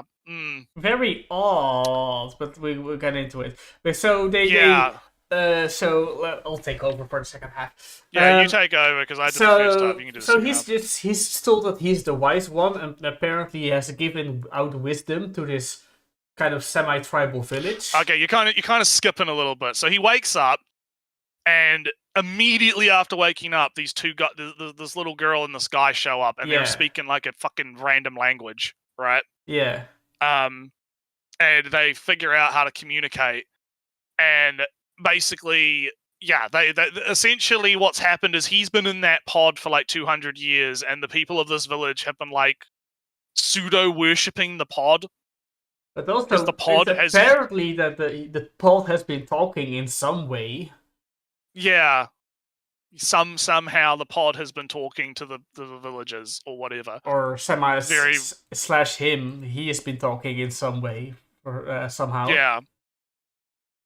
Maybe he's been like dreaming or something, and that's been like fucking. Who knows? It's not explained. Who knows? We're not there yet. But anyway, I'll let you take over now because I feel So they are in. So from we are in. You know, it's the whole thing is like trashed skyscrapers. Post-apocalyptic. There was clearly some fucking war that happened. Right? Craters everywhere. Hole in the mountains over there.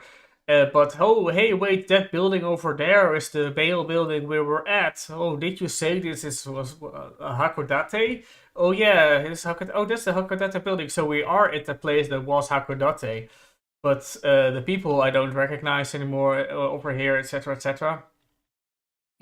So what happened? What happened? Alright, it is in the future. Some apocalypse happened, but what's going on? Well, he talks to some other villagers, and it's revealed that there's some sort of organization that abolished all nations and war also.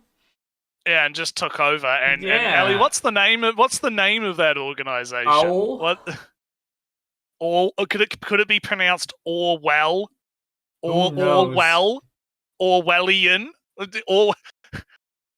The author's not very subtle. Not until this point. Well, I mean, like having the girl masturbate to the brother is not very subtle. It's not particularly the most subtle author ever. I feel like the implication here is very, especially when later happens, right? Like, I feel the implication is very direct here with naming the like global world order organization Orwell, right? I think it kind of. Oh, I don't know like yet because there's no R in it, so it's. Yes, but I feel like the pronunciation would be. Or I think I heard when like because when the people were speaking in Japanese, they were pronouncing it like Orwell, right? So that kind of like made my brain fucking flick, right? I was like, oh, I see what they're doing. I see what's going on here, right? So yeah, but like I guess like a little bit into like the setting here. So the village. From what we can gather, is like technologically at like 18th century with like some modern stuff. Like they have a tractor that the guy fixes. And also they have like printed, glued books. Printed glue books and whatnot. Yeah, there's like a weird kind of like it's 18th century like culturally, socially, but it's like somewhat modern stuff here and there sprinkled. But some buildings are still reinforced over there. Yeah, it's like a weird hodgepodge of like modern and old, right? And we also get introduced to the whole like again, this author, I feel like they've got some poorly disguised fetishes. Right? Because we get to the thing where they're like having this like very long discussion about the new marriage system because they go past a church. Like, I guess the context is this little girl is like leading him around the village and he's like learning about the village, right? And all the stuff, right? And they go past this church where like 4 women are getting like married, air quotes, but the little girl is like, what the fuck is a marriage? It's like slanesh right, or something, right? It's like it's not what is a marriage, you dumbass? Yeah, you don't know what a is, right? I can't remember what the fuck it was. It was some weird fucking else or something, right? And the girl is like going into how, oh yeah, like it doesn't matter if you're male or female, but and like you can have like 4 wives, and like, it's a bonding of the people and the thing, and like look, my mama has like I have 2 dads or some shit, right? And I'm thinking to myself, Well, So we got safe incest, right? Yeah. And we got harem, non-gender discriminatory harem marriages. So, Naruto, this is kind of a criticism that I, personally internally have, where it's kind of boring, actually, to have like marriage be just the Christian standard for the entire universe, for everywhere. It's like my thing with it, right? Yeah, it's just polygamy. Yeah, it is literally just polygamy. Yeah, it literally is, right? But like, my issue isn't necessarily like the whole they have a different concept of marriage or whatever, and that's like a culture shock thing. Because the whole setup for this is like the guy is like figuring out where he is. And it ties into the fact that he was going to get married to the sister girl, right? Like, which is also socially out of the norm. Well, I mean, again, not blood related, not technic. But it is. You can say it, but it's to the world that they're living in. To the world, it's probably not going to be great. Yeah, but like. But you get where I'm trying to think of this from his perspective, right? From his perspective, he has this concept, the typical Christian conception of marriage, which most people in Japan would have, right, at that point in history, right? Because again, 2030 to 2030, right? Like he's going to like have this traditional conception of marriage, and now he's introduced to the world of the 200 years in the future, and the conception of marriage is like completely different. The point is that it's supposed to be a culture shock for him. I'm just kind of thinking, like, they spend a lot of time on it, of like him like debating with this little girl, where he's like, what do you mean? Like, what isn't marriage? Like, what? And the little girl's like, what the fuck are you talking about marriage? No, it's like a bonding between all the people. Isn't it great? It's awesome. It's so cool. Like, look at them. They're all happy and stuff. And like, they go into detail, like explaining the system and stuff in like way more detail than I feel like they needed to. And then it cuts to the scene. It cuts to the scene of him in the calf, and he's like directly just saying like, man, this is like some culture shock. Like, what the fuck is this? Is weird. Do feel, Naretsu, this is setting up that this was just forced upon the people at some point, and maybe. And then because it does mention the idea of like there is a limit if you try and do too many, like Orwell will show up or something, right? So there is this social. I mean, the Orwell people are coming very soon in the sequence of events, but they are very controlling about, even though there was mentioning of censor of information, that they are these people are not allowed to be much further technologically. One of the conflicts is like one of the guys is like, we need to report this guy to the Orwell right now, or we're gonna get annihilated, right? Like, so there is this oppressive clouds named Orwell above them that are dictating certain aspects of their lives. And so the censoring of information is odd. The need to report, and this marriage system. Hypothetically, doing a bit of a hypothesis here, right? Would allowing the 18th century pseudo civilization, right, to have polygamy be almost kind of like a bone throw of like, okay, we're gonna suppress you in all these other aspects, but you can have 4 wives. Right, like if you want, right, or 4 of any group, any or 4 of any group, or maybe more, right? Like as long as it's not like 100, right? Like you can have up to a point, right? Like, is that kind of like a bone throw type thing, or it's almost like rainbow capitalism, right? Where it's like, oh yeah, we're totally gonna we're pro LGBT, yeah, look, we put the pride flag during the month, right? Totally, I don't know. we just play it's like a is- placation almost, right? To keep the populace in check, right? Is what I'm kind of getting at. I don't know if the show I think it's an anime original. I didn't see it. It was based No, on I think anything. let me check. Info. Drama, Original. sci-fi, yeah. Oh, if it is original, that's actually kind of makes it even cooler. So it is original. I kind of felt it. I could feel it. Yeah, maybe it is original, but if it, yeah. But I don't know. It doesn't really. I don't really feel that it would be in the. It to as a placation, it kind of feels odd to have it, right? Even though I kind of more feel like, this is just my opinion, that this overall organization might have been started out as very benevolent, like a good idea, like, oh damn, there was a world war and this whole cities and governments got destroyed. Time to make sure everything is going good, in proper order. Yeah, Rossandrist humanity must unite under one banner type shit. And then they later on in the next 50 years, so 100 years it was all fine, but then in the last 50 years they got very, very oppressive. Say something like that.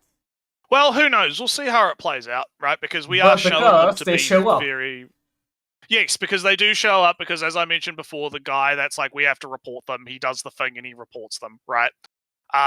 He reports it. And our first introduction is this psychopath guy, psychopath, right?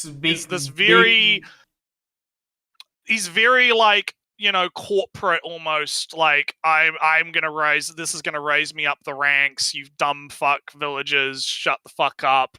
How dare you how dare you talk down to me or up to me? I am the boss man. I control this whole sector.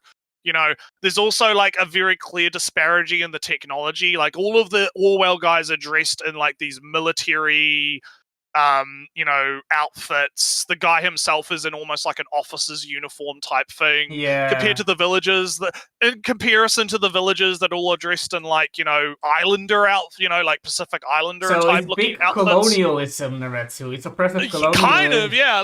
That's the feeling you get, right? Is there's this class divide between the villagers and the Orwell people, right? Big differences in technology and attitude. That is the colonialism oppression. The stupid natives can't even rule themselves. We'll do it for them, even though they're fine on their own, actually, and whatnot. But after the stupid sticking out the tongue while saying insane stuff thing and saying, "Oh, I'm just going to kill this person because I'm crazy. I have the power to that. do this. Yeah, I have the power. Fuck you. I can do whatever the fuck I want." Shoots the guy in the fucking leg, right? Yeah, and all that stuff. Kidnaps. Yeah, takes both the little girl and the guy that he shot in the leg with him. And then once they get outside the village, they're like, all right, let's dispose of these two. On trains, they treat the villagers as disposable, right? Oh, they know too much now, we'll kill them and then we'll go back and execute the whole village, right? Because they know too much, right? And that kind of is again, it's introducing this Orwell organization as being very, very fucking totalitarian. Yeah. We have to full control no matter what. If we lose control, just hit the reset button, right? We'll hit the reset button and we'll just try again, right? And this is when we're obviously introduced to our blonde android girl. I do want to mention the trains. They have working. Yeah, they have trains. Yeah, this is what I mean by the technology divide, right? Yeah. The Orwell people are on a train. And they have machine guns, right? Chain guns and rifles and shit that modern weaponry, right? In comparison to the villagers, right? So our android girl kind of shows up, right? And I will say very the violence is pretty brutal. Yeah, big Right? big gory limb getting cut in 50 pieces. getting cut up by the lightsaber. She has like a lightsaber, and she like just starts decapitating people, and it's very bloody and very visceral, right? Like, yeah, very very big blood, very big visceral stuff going on. The guy gets like punched into like the building, right? And it's like established that he's like pretty strong, right? Even though he gets eviscerated later, right? With a big sci-fi real energy gun. she materializes like a giant railgun laser cannon thing, and you see him like get like set on fire and incinerated by just the heat coming from the laser. Like, not even the laser itself, like the heat that comes out of the gun initially, like just burns him to a crisp before he gets eviscerated, and the mountain behind him gets a giant hole taken out of it, right, by this android girl. And I guess, and then the big like kind of cliff drop for the next episode is basically the android girl looks just like Toa, but right? blonde, but blonde, right? And the android girl is like, we should get married. So very, yeah, there's some interesting. I'm on board, right? I'm on board. I'm like, here's the hope, right? Because from what I understand, it's got 13 episodes. Yes. Well, technically 12 because it's 0 to 12, right? But Is like, it's technically 13. Right, maybe. Well, yeah, because like if you count episode 0 as a separate thing, it's 12, right? Like, you know, all right. Weirdness, right? It's going to be 13 all up, right? If you count 0 as 1, right? Yeah, go ahead. So here's the worry. Metallic Rogue is the worry. Kinda, right? yeah. Because if it's an anime original and it's only got 13 episodes, the worry that I've got is that we're going to enter into a Metallic Rogue situation where you have a show that's clearly trying to tackle really big concepts and topics, but it just does not have the fucking time to do it, right? And it just ends up sort of falling flat on its face because it doesn't have the time to develop what it needs to develop, right? And that's kind of my worry with this, is so far I'm on board. I'm interested. I like the ideas. I like the high concepts being displayed. I like the kind of social commentary aspect that seems to be ingrained in it, right? The debates over like AI. I have a feeling it's going to kind of go in a direction of like, okay, well, is this AI like, it's obviously not Toa, right? It's a different being, but it looks like Toa. Like it's almost like the looks like a duck, quacks like a duck. Is it a duck, right? I Even if going it's to not say actually a duck. that, you know, in the meantime, she just AI copied her brain into Android, etc. Yeah, like this is going to be the quick. Like, I think there is, if they can handle it, right?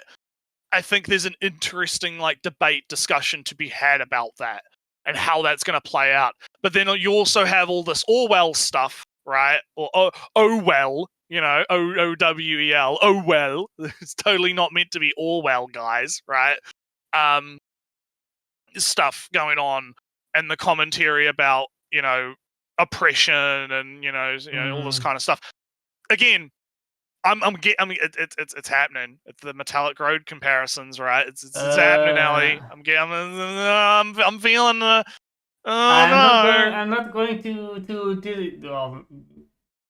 to assign it to that fate. No, it's too early to tell. It's too early to tell, but I'm just saying it could very easily go that direction if they fuck it up, right?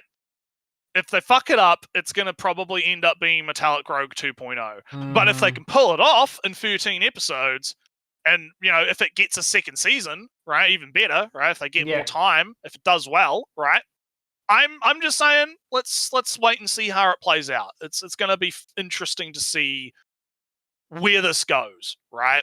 But I'm on board. It's the one show that I'm like the most on board about the whole season, right? It's the one show that I'm the most on board for. So yeah. I guess that kind of does it. I don't have anything else to say about it unless you've got other comments on it. No, I am just the fact that they were willing to mess with marriage already fills me with some hope that they have thought about other societies other than today, but the buildings are broken. So that gives me some hope for the world building aspect that they've been thought out a little bit more. Because this is that was my huge complaint with Shield Hero. Always Shield Hero. Oh yeah, we are a matriarchy. But all the dukes that you meet are men, not their wives that are ruling the land. And the Pope is a man, and all the business owners are men, and etc. etc. So the only way this is a matriarchy is that there is a queen that's the head of state. Other than that, there's no matriarchy at all, actually. So that is kind of that's almost often the level that you kind of get from your fantasy society.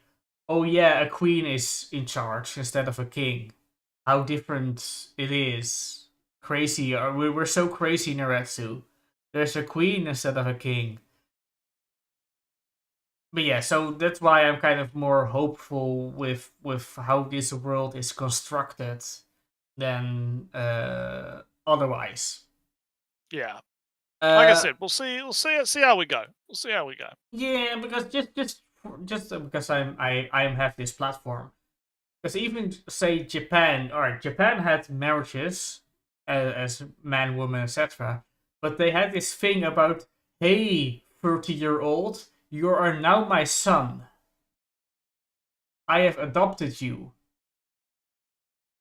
Now you are my son, and you are carrying on my family name.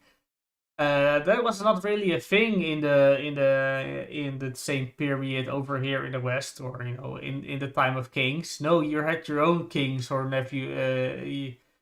You had to get a son.